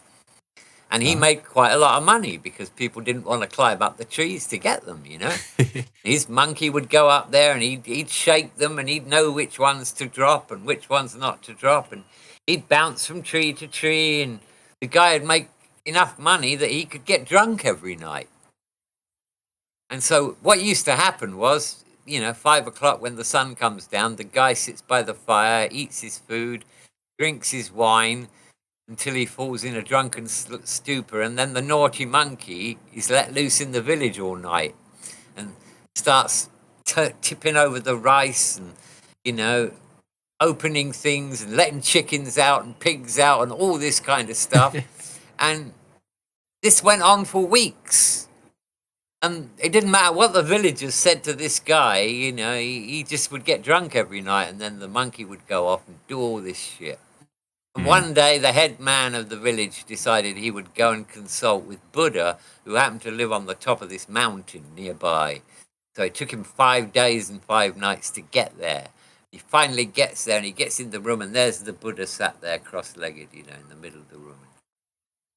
"Yes, you come for what?" And the guy tells him this story, and he says, "We don't know what to do." Buddha looks at me, he says, "When the monkey's finished his work, tie his leash to a tree. Now go home." And that's it. That's the story. And our conscious mind is the naughty monkey. Right? And so when you can learn to tie the monkey up, you'll have control over your conscious mind. But it's not as easy as that, because your conscious mind needs exercise, yeah? So what that means is when you're working, you have to focus all your intellect and all your energy on your work and whatever it is you're doing. But once you've done all that and you want to relax, that's when you tie the monkey to the tree. And so I learned that, and I thought, right, my conscious mind is a very important thing. I don't want to let it think about stuff that I don't want it to think about. So it took me a few years, but I got to a point where, I meditate and stuff like that, and I can sit with myself for hours and be very, very happy with it all. Yeah. And I completely control my mind. So that is a valuable thing. So in a sense, you've rewired it, haven't you? Yes, I've rewired myself. You're absolutely right there. I'm in love with everybody. I'm in love with everything. The most profound thing I ever heard, Martin, was this. You can't change what happens to you, but you can change how you respond. Mm-hmm. And that's very profound. That was the key for me, right? Yeah, I don't let anything upset my ambience, my blissfulness. And so I've learned to do that. And if I tried to think about bad stuff, I couldn't. I just couldn't. Mm. It would be alien to me. Yeah, I can listen to somebody else giving me their hard luck stories all day long, and it won't bother me at all. Yeah. Because I won't let it in, Mm. Yeah. Have you ever heard of a guy called Sadhguru? No, I haven't. You should check Sadhguru out. He's a very, very wise man. He spends his time going around trying to explain to people that, I didn't know this, but he actually said once, there are 35,000 chemical reactions going on in your body every single second. Wow. And that's all connected to our perception, our five senses. And what we think about what we see, what we think about what we hear. And it kind of made sense to me, Then I discovered the laws of attraction. And the laws of attraction are now being proven by science, which is a wonderful thing. We're living in a very exciting time because quantum physics has now proven without a shadow of a doubt that human consciousness is an integral component of reality. Yeah. It's definitely. exciting. It is. I think there's a lot we don't understand. And I almost feel like we're not supposed to know, because if we know all the answers to everything, then there's no mystery of life and probably no point to it. Yeah, there's that to it. Have you ever heard of a book called The Secret? No. It's written by an Australian woman called Rhonda Byrne. I'll send you a copy of The Secret. Cool. Now, this book sold 50 million copies worldwide. And in a nutshell, basically what it meant was those in power have known about the laws of attraction for centuries, millennia, but they keep it from the regular people. They don't want the regular people to know that your own conscience can create your own reality. And this book changed millions of people's lives, including myself. And basically the laws of attraction are working all the time, just like gravity. Right. And what you think about, can affect your reality, the world around you. Yeah. A lot of people do these affirmation things, don't they? Where they... creative visualization and all this kind of thing. Yeah, and they seem to work for people. Oh, yes, they do. They do indeed. More people need to understand this. What we are. We are a creature of... We're eternal. This is the thing. You can't sell this package in a piece. You have to sell the whole lot to somebody. So people need to understand that they will be reincarnated again. It does go on. There's no such thing as heaven and hell. There's no old man in a beard sitting on the cloud up there. There's no angels playing harps. But we do go to another dimension. Yeah, I believe so too. We do go to another dimension when we die. Yeah, we experience something else. But in that world, everything is thought controlled. And for us it is too, but we're not allowed to know that.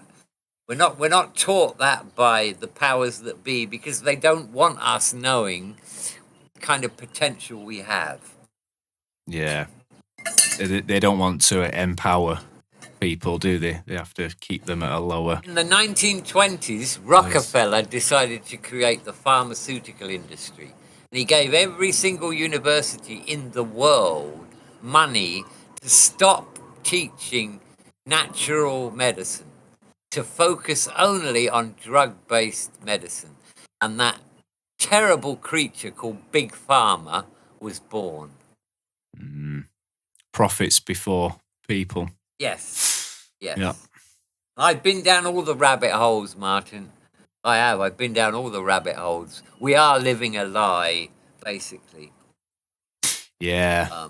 I believe so. We're controlled by a bunch of Satanists, and a digital prison awaits us unless we wake up and do something about it.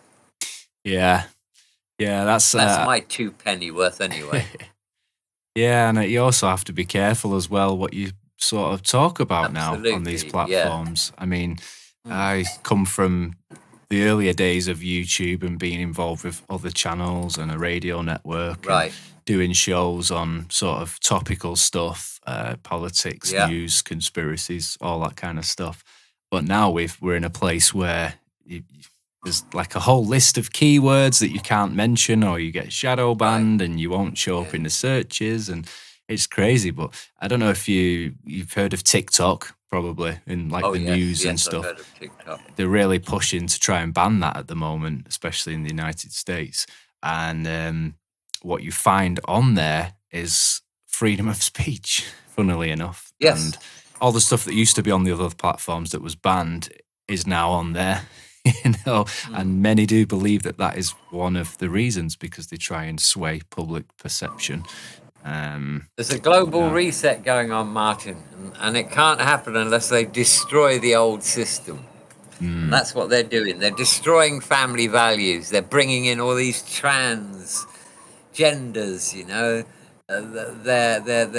trying to, I know it sounds terrible, but they're actually doing this. They're trying to get kids involved in sex. It's awful what's going on. Yeah. Yeah, that's the point I always make, because when you talk about this stuff, people say, "Oh, you're being bigoted, or you're against this, that, and the other. It's homophobic." They're kids into it. Exactly, that's the point. And we've made on a previous episode with a good friend Adam, who's been on the show twice, and we've talked about this stuff. And that is where we're coming from. Just leave the kids, let them be kids, let them grow up, have their own minds. When they're an adult, they can do what the hell they want, but just. It's I personally feel, and people hate me for this, but I feel like it's a form of child abuse, drilling absolutely stuff into their heads. And I personally think as well that we're going to have a whole generation of people that'll be like, what the hell did I do? Yeah. That's my prediction. Yes. I go along with that one too. I do. Is there hope for the free world? I'm not sure. What's going on in France right now is encouraging. Do you know what's going on in France right now? Only because of TikTok, to be honest. Yeah, just about every town in France, the people are rising up. Yeah. And I would say to anybody in the UK that's listening to this, once they've got digital money, that's it. Your life is over. Your freedom is over. These 15-minute cities, they think that the general public are stupid enough to go for this, and they're doubling down on it now. There's one positive to come from this. The cabal, or the Illuminati, or whatever you want to call them, they've always been in the shadows manipulating things. Well, now they have come out in the open, and they've shut the door behind them. And so it's going to be an all or nothing. The future will either be a Hunger Games society, or freedom, spiritual development, natural medicine, all these kind of things. It's going to be one or the other. Yeah. And of course, you'll have seen more of the shift than I will have, won't you, over the decades? There was a day about 10, 12 years ago when I thought to myself, I'm so lucky I missed the war. There's going to be another world war, but I'll probably be dead for that. So I haven't witnessed any of these major conflicts. And all of a sudden, COVID comes along, bang. Yeah. And now we're in a global conflict. This is an information war. Yeah, a war for your mind. Yeah. It is. Yeah. Even that's murky roads with guidelines, and especially on YouTube and stuff. So have to sort of... And it's a shame that you have to self-censor. They've done that now, where if you don't self-censor, you can't have a voice. And sadly, that's just how it is. But as long as I'm an avid follower of David Icke, by the way. I think Icke is great. Yeah, and I even go with the lizard thing. You know why? Because why would he lie about something when he's told the truth about everything else? Why would he suddenly lie about, these aliens, these ETs? And I've been down those rabbit holes, and I know all about the secret space program, and I know Roswell happened, and I know that they're here. And I know that there's an ET force behind AI. This is not just human, this war we're in. Makes you think, doesn't it? I mean, I'm very open-minded to all possibilities, even the possibility that this whole thing's an AI simulation. Yes, there's very good evidence to suggest that, by the way, there is. Yeah, it does make you wonder, doesn't it? Definitely does, because I suppose we're getting to a point in society with technology where we're creating all these things. I mean, we're probably only decades away from capturing someone's consciousness and uploading it to a server. We may how already crazy have does... it. That may already be a black project. Yeah, it is fascinating, really, when you think about it all. And Have you ever heard of remote viewing? yeah, I have. Well, remote viewing is basically somebody who's got the psychic ability. They've been trained to leave their body and go to another place. Just like I left my body accidentally twice, only they learn how to do it. I've tried to do it many times. I'm unable to. Yeah, and you apparently can see through someone else's eyes what they're seeing. And right, yeah. Stuff. Yeah. I think the CIA did some experiments on that in the 60s. They did more than experiments. They invested millions of dollars into this. And I'll tell you one thing. The CIA do not put millions of dollars into something that doesn't work. Right, okay. You know how they started, the CIA, when they found out about psychics and remote viewing? They got a psychic and they put them in a room with a random number generator. Right. A machine that generates numbers from 0 to 9 on a random basis. And they told the psychic to think about one number. And that one number always came up more than the others. Even when the psychic is not in the same room. Even when the psychic is on the other side of the world. Wow. Now, what does that prove? That proves that thought affects outcome. And that's what the law of attraction is. You can manifest what you want. You have to go out and do the right things that you need to do in order to achieve what you want, but you can attract it to you. That is really powerful, definitely. It's a very exciting thing. And once somebody understands that they have this power, they're a different person. One person you should check out is a guy called Dr. Joe Dispenza. I'm going to put his name in the chat here. Yeah. You Google him, and he's an absolutely awesome guy. Yeah, you could send me some links to people, and I'll put them in the description. I will. Yeah. Dr. Joe Dispenza is an amazing guy, and he's got this way of explaining to people so that they understand that what you think about is everything. And once people realize this. He's had people who've just wished stage 4 cancer away overnight. Wow. And who's to say that stage 4 cancer wasn't caused by the mind? It probably was. They say stress can manifest into things like that. Yes, absolutely. It's a mysterious world, and we've only seen a glimpse of it. According to scientists, what we can see is about 6% of what there is. Yeah. Yeah, the visual spectrum. That's our frequency. Yeah, that's our frequency. That's all we can see. But that doesn't mean there aren't other dimensions. Just like a radio station, you can be right on the channel, and that's all you'll hear. But there's lots of other channels, but you won't hear them because you're not tuned into them. I think that's how it works. Yeah. Yeah, it makes a lot of sense. I mean, for many people, they'd say that was crazy or this, that, and the other. But until you've experienced it for yourself, then... Have you ever thought about somebody and then they've called you? Absolutely, yeah. Yeah, many times. We do have this conscious connection. We do have it. Yeah. And once we learn that we have it and we learn how to use it, we can shape our own reality. Quite literally shape our own reality. Yeah, I believe so too. Definitely. And if that isn't mind-blowing, I don't know what is. Yeah. There's a lot of these kinds of lessons as well in the series of books by Robert Greene. Are you familiar with those? Right. No, I haven't heard of him. I'll check him out. Yeah, he's done a series of books, the 48 Laws of Power, the Art of Seduction, Mastery, all this stuff. And a lot of it's psychology-based.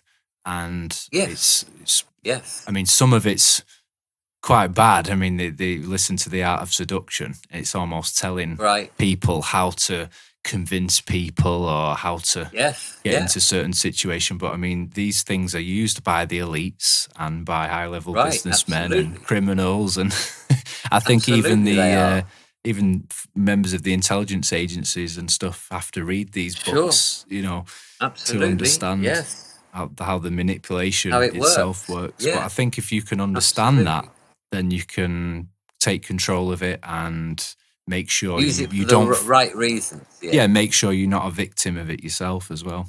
Yeah, Definitely. absolutely. Yes, yes. I'm interested in DMT. You know what DMT is?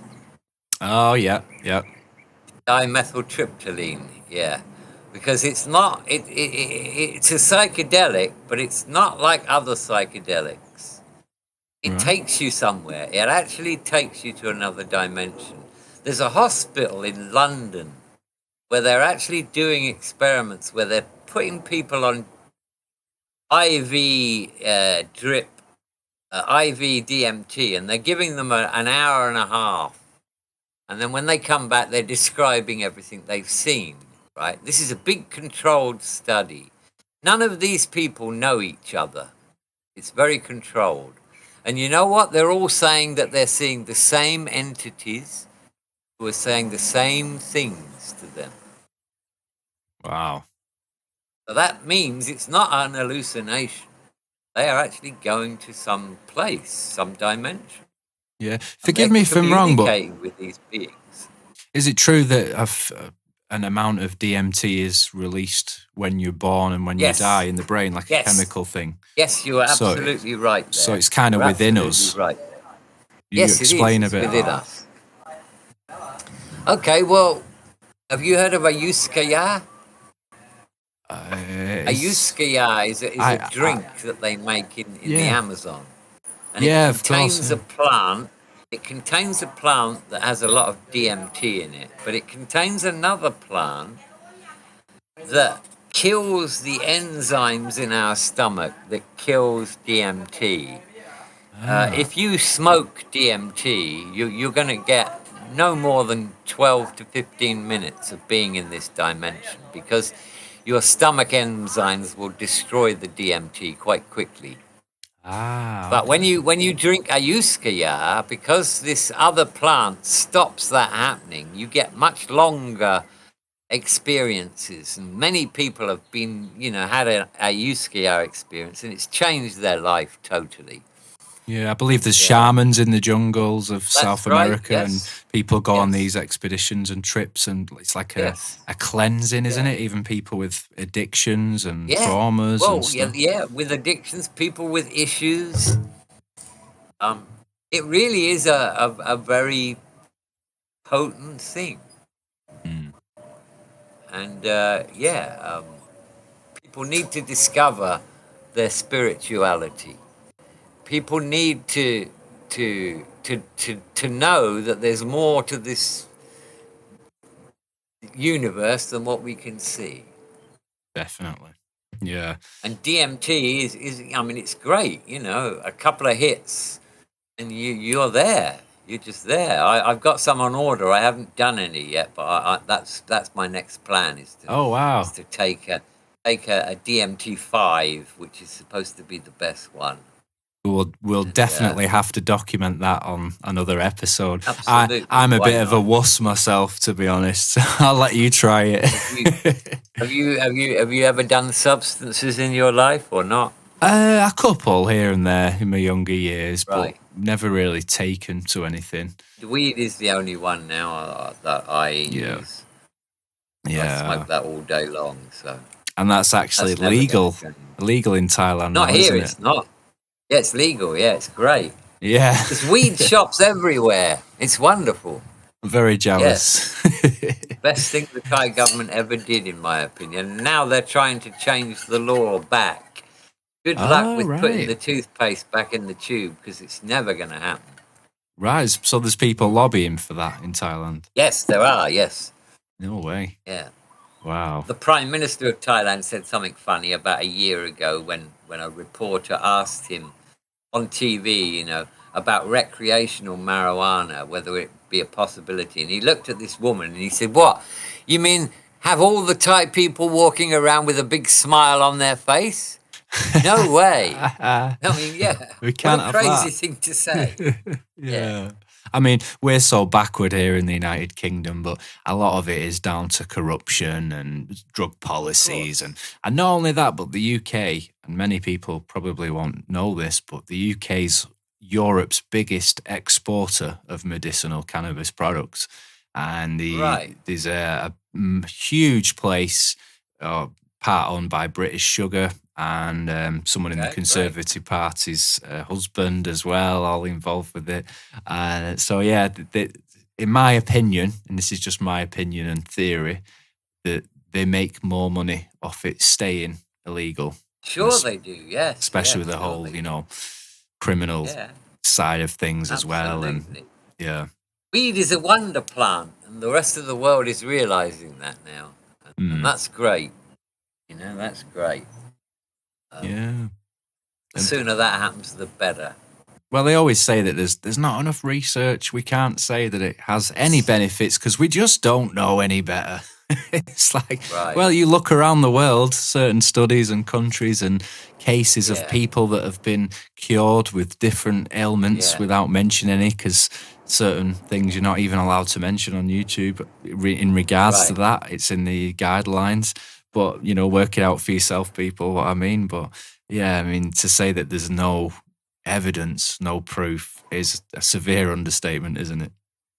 In the 1970s, the UK government sent a team of research scientists to Jamaica, right, with the specific intention of doing a full-on study about how marijuana affects the community. Yeah, I think it was 6 months. When they came back, they said to the British government, "Well, kids whose mothers smoke weed are smarter. People who smoke weed are healthier." They couldn't find any bad thing wrong with it at all. Right. So the British government buried the study. Thank you very much. And that's never going to see the light of day. Yeah. Well, Criminal. it was Criminal. reclassified. I'm not sure if you're aware, being in Thailand so long, but it was reclassified in the United Kingdom from a class C to a class B. It went higher up the chain, and we had the Okay. whole re-emergence of the reefer madness thing, in which Oh, politicians right. and Yeah. the British media were saying that it causes psychosis, and it's much stronger these days, and it's doing this That's and the it's doing alcohol that. lobby is probably And pushing yeah, for that too, because they don't not want weed legalized. not only that as well, but I think maybe when such a young mind that's maybe been through trauma is smoking maybe too much of it too young, maybe it could be an issue. But I mean, Yeah, I think we have to understand that anything can be dangerous if you have too much of it. Yes. absolutely. I think that's careful. I don't think children should smoke weed because their brain No. hasn't developed fully. That exactly. I'd say that's it. 18 is about right. Yeah, completely.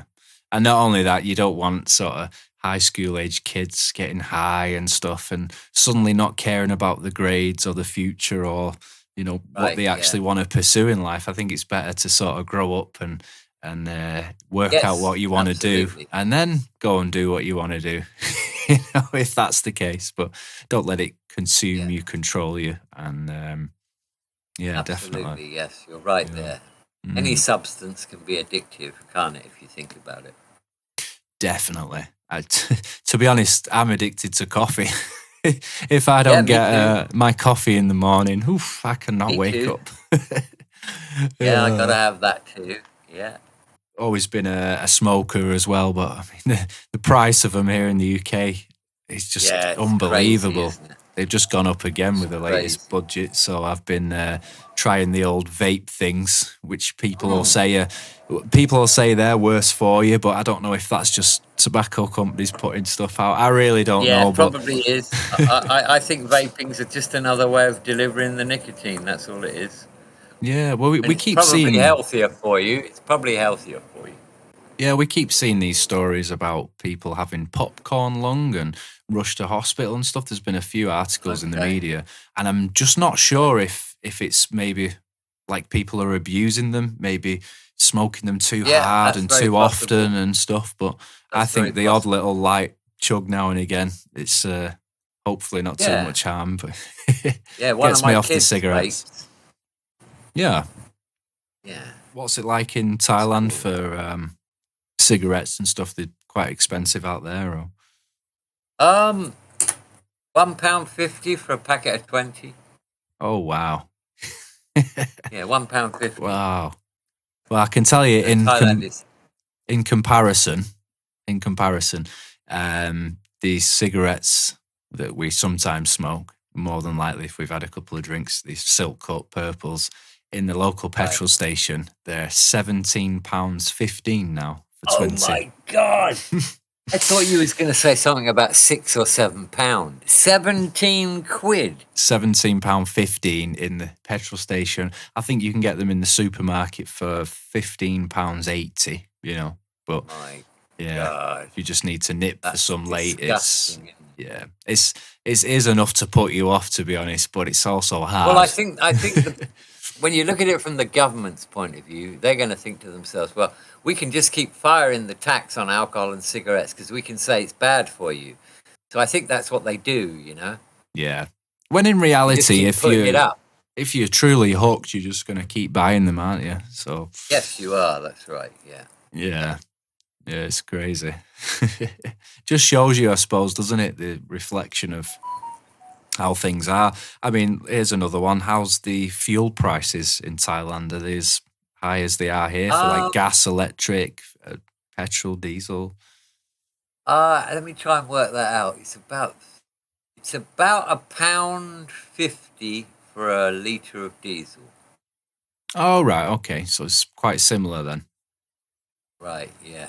Yeah. But the cost of living here is cheap.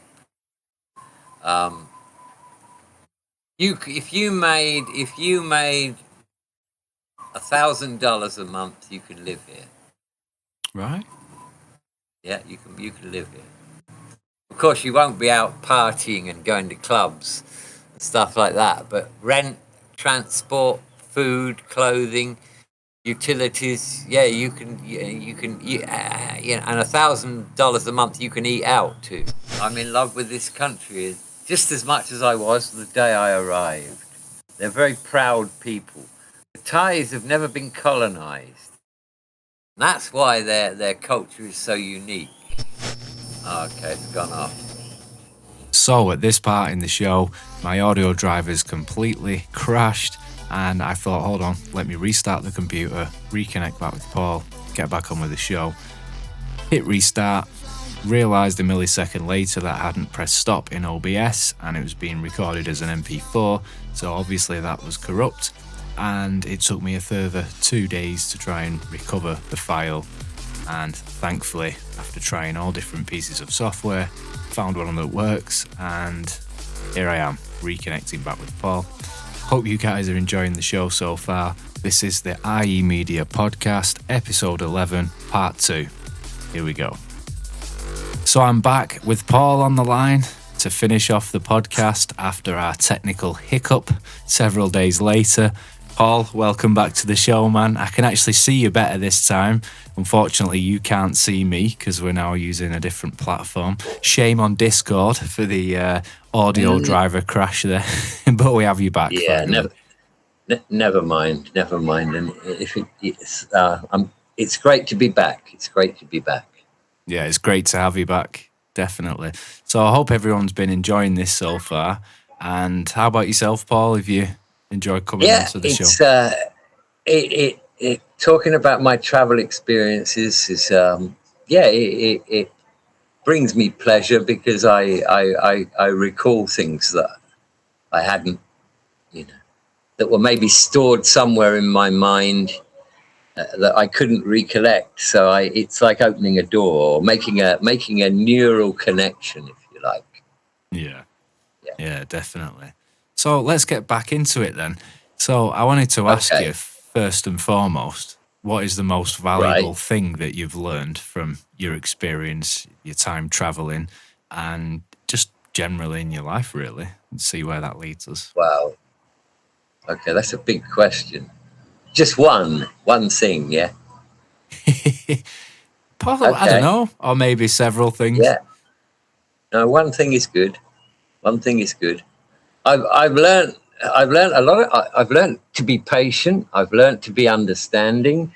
I've learned to be emotionally detached. But if I had to say one thing that I've learned or discovered would be a better word to use it. Yeah. The laws of attraction. Okay.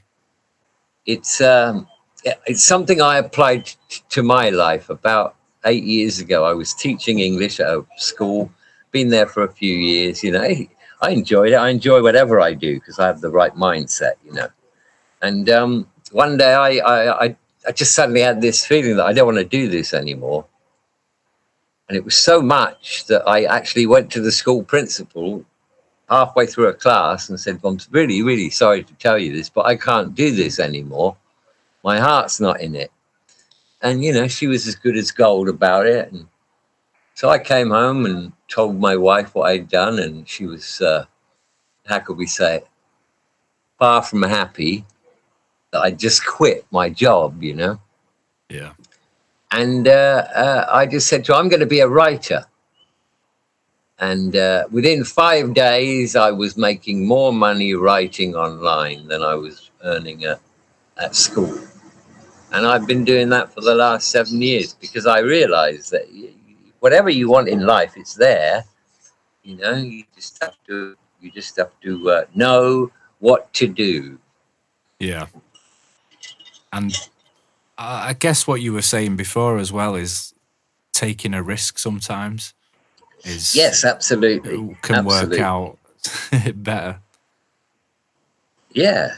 We need to get out of our comfort zone. And people who do that on a regular basis, they have much richer experiences than those who don't. There's a lot of information. Perhaps probably the best person, maybe you could put the link in or somehow let viewers or listeners find it. A guy called Dr. Joe Dispenza, Dispenza, Joe Dispenza. Well, he really explains it very well about how the laws of attraction work, how we work. He's a scientist. He's not a mystic or a psychic. He's a scientist. Yeah. But I think he is also a psychic too. And this guy has done some amazing things for people. He's people have come to see him, and within a day of coming to see him, their stage 4 cancer has just vanished. Vanished. Excuse me while I let my dog out. Yeah, sure. No worries. And he's a wonderful man, and he helps people all over the world. And it's a wonderful discovery when you know what kind of power you possess. Second dog coming out, sorry. All right. Right, dog's out. Once you're aware of it, it just changes your whole life because you suddenly realize that I have the power to have a happy life. I once analyzed what a life is, and if you think about it, what life is, it's a fleeting number of moments. Yeah, time is passing at the same speed, and it's just a continual flow of moments until it ends when you die, however long that might be. Yeah. So if you make it your goal, or one of your goals, to get as much pleasure out of every moment as you possibly can, even the not so nice moments, if you can do that and never lose sight of that, then by design you will have a happy life. There's no way you won't. And that is probably the best way I can explain how to have a happy life.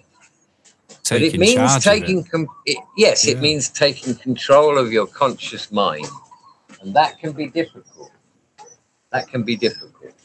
Yeah, especially when there's so much influence coming from all different angles and different stimuli and things to distract you. Yes, that's it. Yeah. Yeah, life is full of distractions, sadly. But, we need to focus our mind on certain things. My wife once said to me, why don't you ever get angry? And I looked at her and I said, because I refuse to give it my attention. And if I refuse to give it my attention, whatever it is, Yeah. then that's it. My son came home in the car one day and there was a big scratch down the side, and he got out of the car and he gingerly looked at me and said, I scraped a wall, Dad. And I just looked at him and smiled and says, no worries. And he was just really shocked that I wasn't angry. And I said to him, look, the car still drives. Yeah. Can we open the scratch door or not? Yes, we can. So it's just a piece of metal, and it still works fine. So don't worry about it. And so, that's just a small example of not giving it your attention. Yeah. It's a good philosophy. Once you can control what you think about, then you're in command. You're driving the car. And so many people are not driving the car. They're chasing up behind their conscious mind as it goes down all these negative, dark avenues. And they feel all the emotions that come with that because, it triggers emotions within you. Yeah. And so, that is that was an important milestone for me to reach that point. Yeah. And then ultimately from that, you probably have a realization, don't you? Reflect. Yeah. Here's a good example of how the law of attraction works, right? There are people around, I'm sure you know a couple of people who every time you see them, they just want to tell you about all the shit that's happened to them and it's all bad, And after that, and you wouldn't believe it, after this guy pulled out in front of me and I nearly hit him. And then I had a row with my father-in-law and, Now, these people, I used to think to myself, well, why do they have all this bad stuff happening around them? I don't, But they're people who think negatively. And so without realizing it, they're attracting all this negativity into their life. I see, yeah. Have you ever met anybody like that? That is always unloading their problems on you and telling you about it? Oh, sure.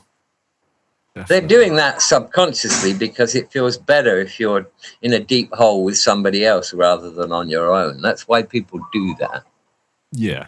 I'm always there for friends and stuff, if they're going through a bad patch and need someone to talk to. But I understand what you're saying. You do need to have some kind of balance because it can negatively influence your aura, can it? And sort of bring you It can if you're not, it can if you're not strong enough to actually be able to keep that out. I mean, I could sit and talk to somebody who's an out-and-out pessimist all day long, and it won't hurt me at all. It just wouldn't touch me at all. And, if ever I see anything negative coming in front of me and take my attention, like something online, I just flip it to a positive and move on. Yeah. Because for me, my mental well-being is everything. Nothing can take away my happiness. And the reason why nothing can take away my happiness is I refuse to let it. I refuse to give it my attention, and it has to have my attention before it can affect me. So I trained myself to do that. Many people would say that that's easier said than done. Yes, it took me about 10 years. It took me about 10 years, seriously. Right. Yeah, I'm one for stress. I get stressed out easily and worried and overthink things. That's it. Yeah, it's the overthinking. You see, the problem is with intellect comes issues, because somebody who's not that intellectual, maybe they just have a job and they go there every day and they enjoy their life and they're not aware of anything else other than that. Oh, well, who's to say that's not good? They're happy, But somebody who's intellectual and always wants to learn more, it can be a double-edged sword for some people. Yeah. It really can. It really can. I mean, I wonder sometimes whether I'm on some kind of spectrum myself, because my brain just never shuts off. And I've actually found that if I don't listen to a podcast or something like low-level sort of volume, when I'm going to sleep that my brain's going all over the place. I have to Yeah, distract right. it to Yes. stop Yeah. thinking. Well, actually, I will tell you, Martin, that focusing on one thing is what meditation is. I meditate. My wife taught me how to meditate. Most people think when you talk about meditation, they think, oh, okay, so you don't think about anything. Well, I have to tell you that's impossible. Yeah. It is absolutely impossible. You can't not think of anything. So in order to get into a meditative, receptive state, you have to focus on one thing. It could be your breathing. It could be the ticking of a clock. It could even be listening to a podcast because you're focused on one thing and you're relaxed. Yeah. So meditation is not keeping your mind totally blank. It's focusing it on one thing. And we are creatures of habit, as I said before. And you'll find if you start telling yourself, either verbally or just telepathically, you keep telling yourself, I'm going to think about this. I'm going to think about that. And I'm not going to think about this. You start to train your conscious mind and it'll be like, what's going on here then? This guy's actually deciding what I think about. And it will conform. It will conform. Redirecting you will get more traffic. Control. Yes, redirecting traffic. That's a good way of putting it. Yeah, definitely. So it definitely gives me a lot of stuff to think about, and yes, it's kind of cool that I'm learning from this as well, probably along with the audience, as we do let ourselves worry too much and stress, and like you say, many of the things become amplified, and there's really no need for them to become so amplified. In the grand scale of things, some of the things we do worry about don't matter as much as we actually think at the time. That's right. Yeah, like they really don't. And they say sleep on it. That's because when we sleep, our brain sort of works it out and you wake up feeling completely different about a situation. Yes, that's very, very true. Yeah. Being able to control the conscious mind is a big step. And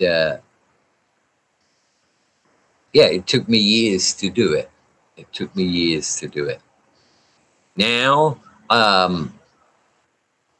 actually, one thing I do, and I recommend everybody does this, just before I go to sleep, I close my eyes and I imagine my life being just more wonderful, if that's possible, and I just daydream about that for a few minutes because that's what I want, and I'm letting the universe know that that's what I want.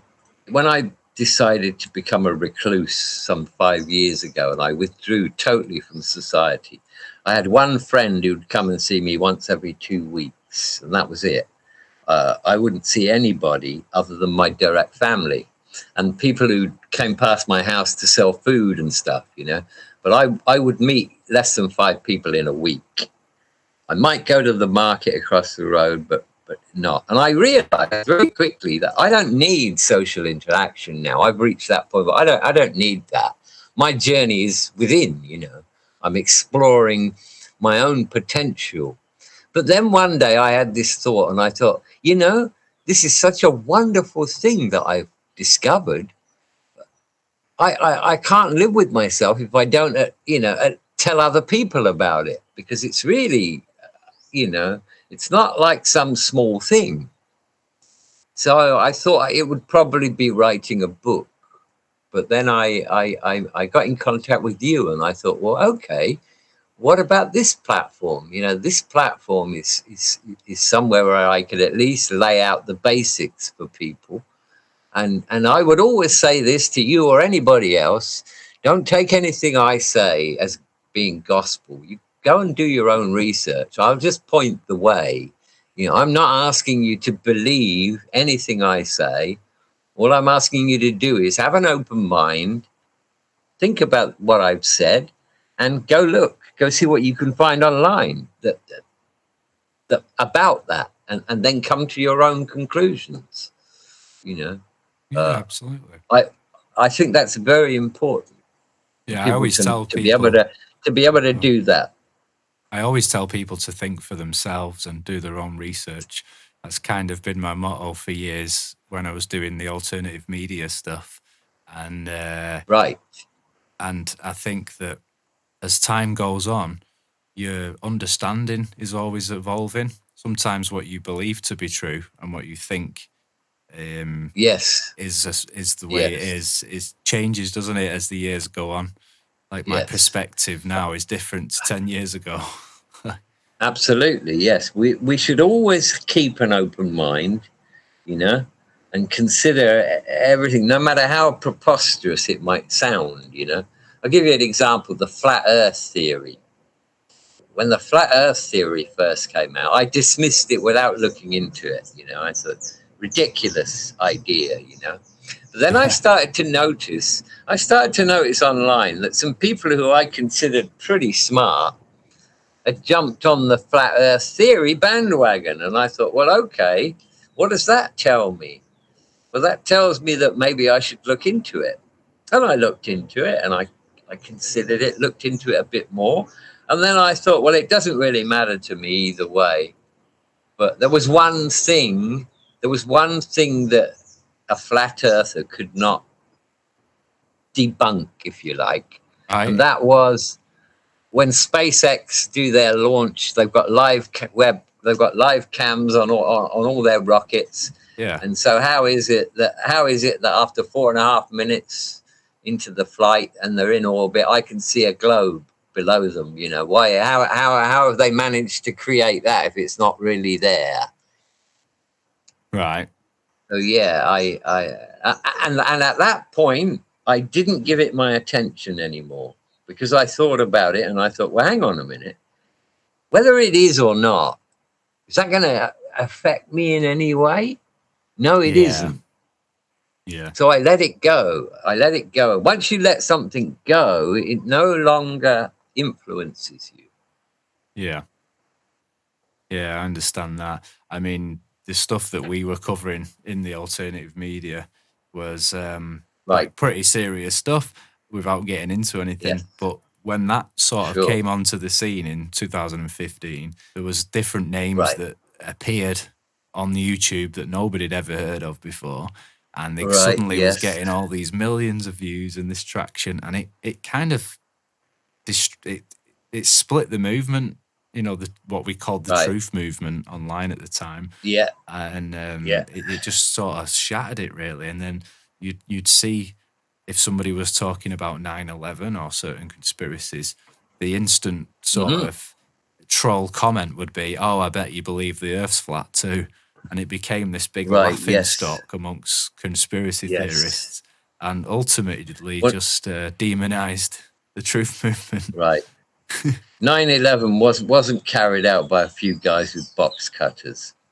Oh no. I've been down that rabbit hole, and I agree with the 17,000 architects and civil engineers who said that there's no way on God's earth that those two towers would come down in their own imprint at free fall speed after being hit by a couple of jet airliners halfway up, or a bit further than halfway up. No way is that going to happen. Absolutely not. I spent many years. 9/11, actually, I have to tell you that 9/11 opened my eyes. Yeah, I started to go down rabbit holes, because I thought to myself, hang on a minute, this means the US government has killed a couple of thousand of its own citizens just to create this situation where they can go in and invade Iraq and Afghanistan and all this. And if they're capable of that, what else are they capable of, I knew that JFK was killed by the CIA. I mean, that one's been debunked, Yeah. Lee Harvey Oswald was in that library, and he did have a gun with him, but he wasn't his shots Didn't kill JFK. I mean, that is clear to me. Yeah. Yeah, so many lies, isn't there? Oh, you just don't know what And to once believe. once I reached a point where I knew the truth, I dropped it. Yeah. I didn't give it my attention anymore. Yeah. Because my attention is valuable. What I think about is valuable to me. Yeah. Yeah, I put a lot of time into it and many years making videos and documentaries and radio shows. And ultimately, it just led to being banned and shunned and not able to have a voice. And we are currently engaged in the ultimate information war, are we not? Oh, completely. Yeah. Yeah. Yeah. They have come out of the shadows now, the 1%, the globalists, led by Klaus Schwab from the WEF. Yeah. Even our monarch supports the globe. Oh, you didn't know that? Yeah. No, he wrote a book called The Global Reset. Oh God, yeah. Oh, wow. Absolutely. So Thailand's not bad news or it. what? No, when I say our king, I mean the UK. Charlie of boy. Course. Oh, right. Okay, I thought you meant the Taiwan. Yeah, no, Rishi. no. Rishi's no, absolutely not. Rishi Sunak's a member of the WEF as well, isn't he? Exactly, yeah. So was the New Zealand Prime Minister before she left, and Trudeau. I mean, Trudeau's gone full-on dictator. I'm surprised that he's still with us, to be honest with you. Yeah. You know what he did with the Canadian truckers, don't you? He just stopped all their money.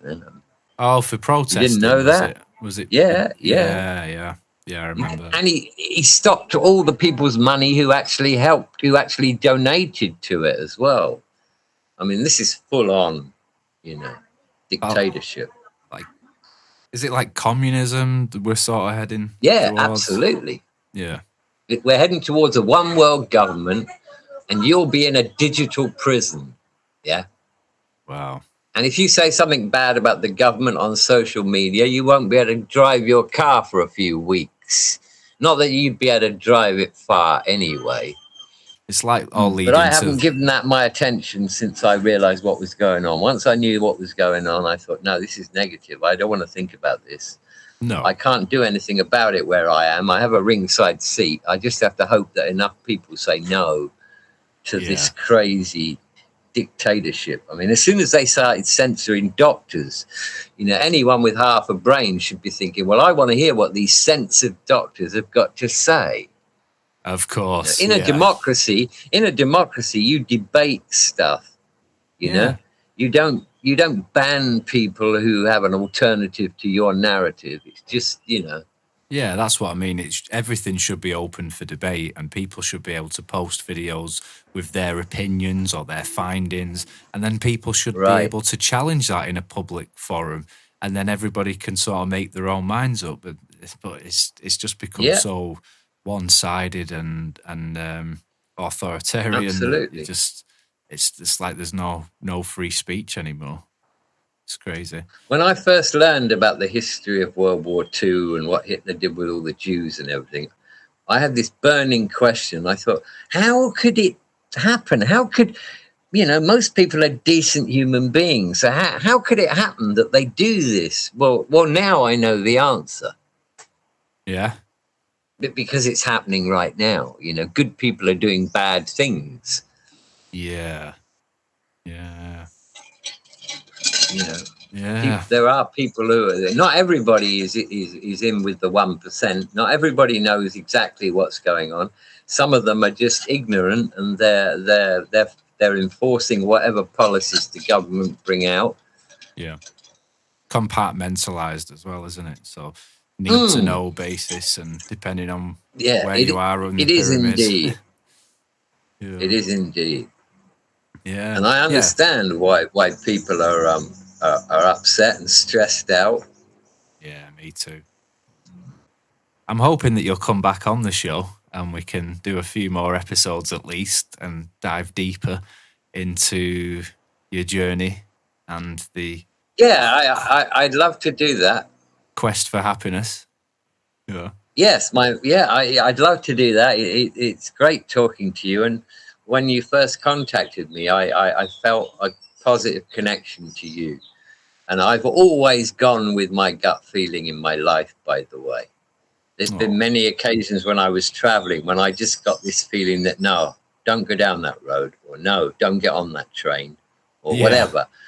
And I always followed it, because I believe we all know things subconsciously that we don't consciously realize we know. And so I put a lot of value in my intuition, and I had a good vibe about you, and it turned out to be great, you know. Oh, thank you very much.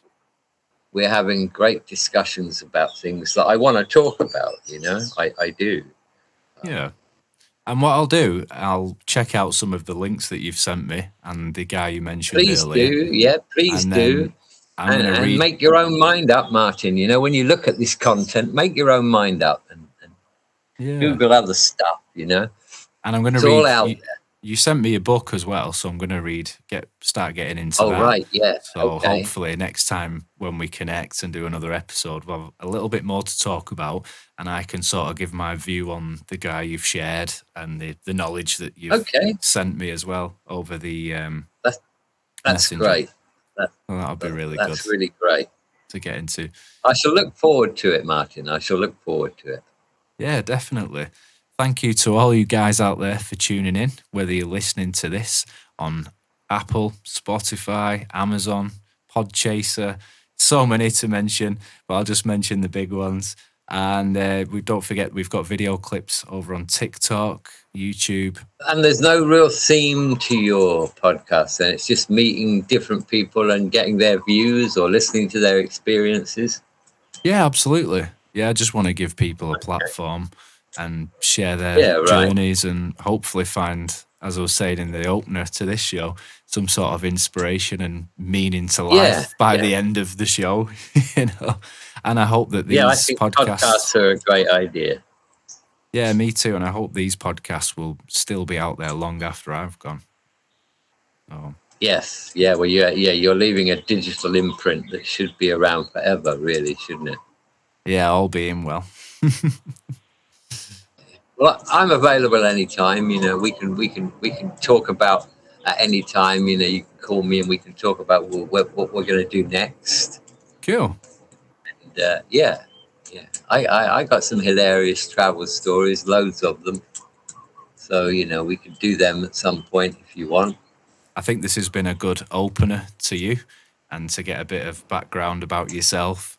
But I think on the next episodes, we'll definitely get into some of your crazy stories on your journey and, go deeper into the world of Paul Wallis.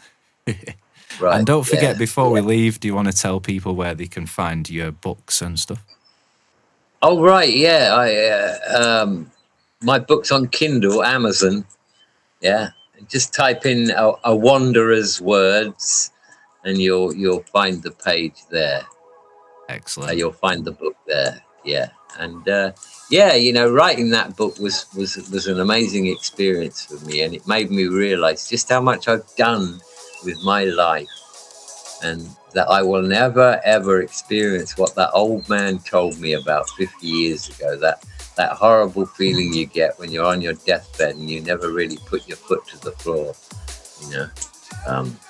It's a scary thought. I'll never have that, because I did it all. Well, not all, but a lot. Yeah. I'd say in conclusion then, to everybody out there listening to this or watching this, don't be afraid to make that jump. Take the risk within reason. Yeah. And if you want to achieve something in life, have some goals and work towards them, because it is possible, isn't it? Like you were saying. Everything is possible, yes. If you can align yourself with the universe, you can basically have whatever you want. And more people should understand this. Definitely. To be continued, folks. Thanks for tuning in. This has been IEMedia. Peace out. Bye, Paul. Bye-bye, Martin. Talk soon.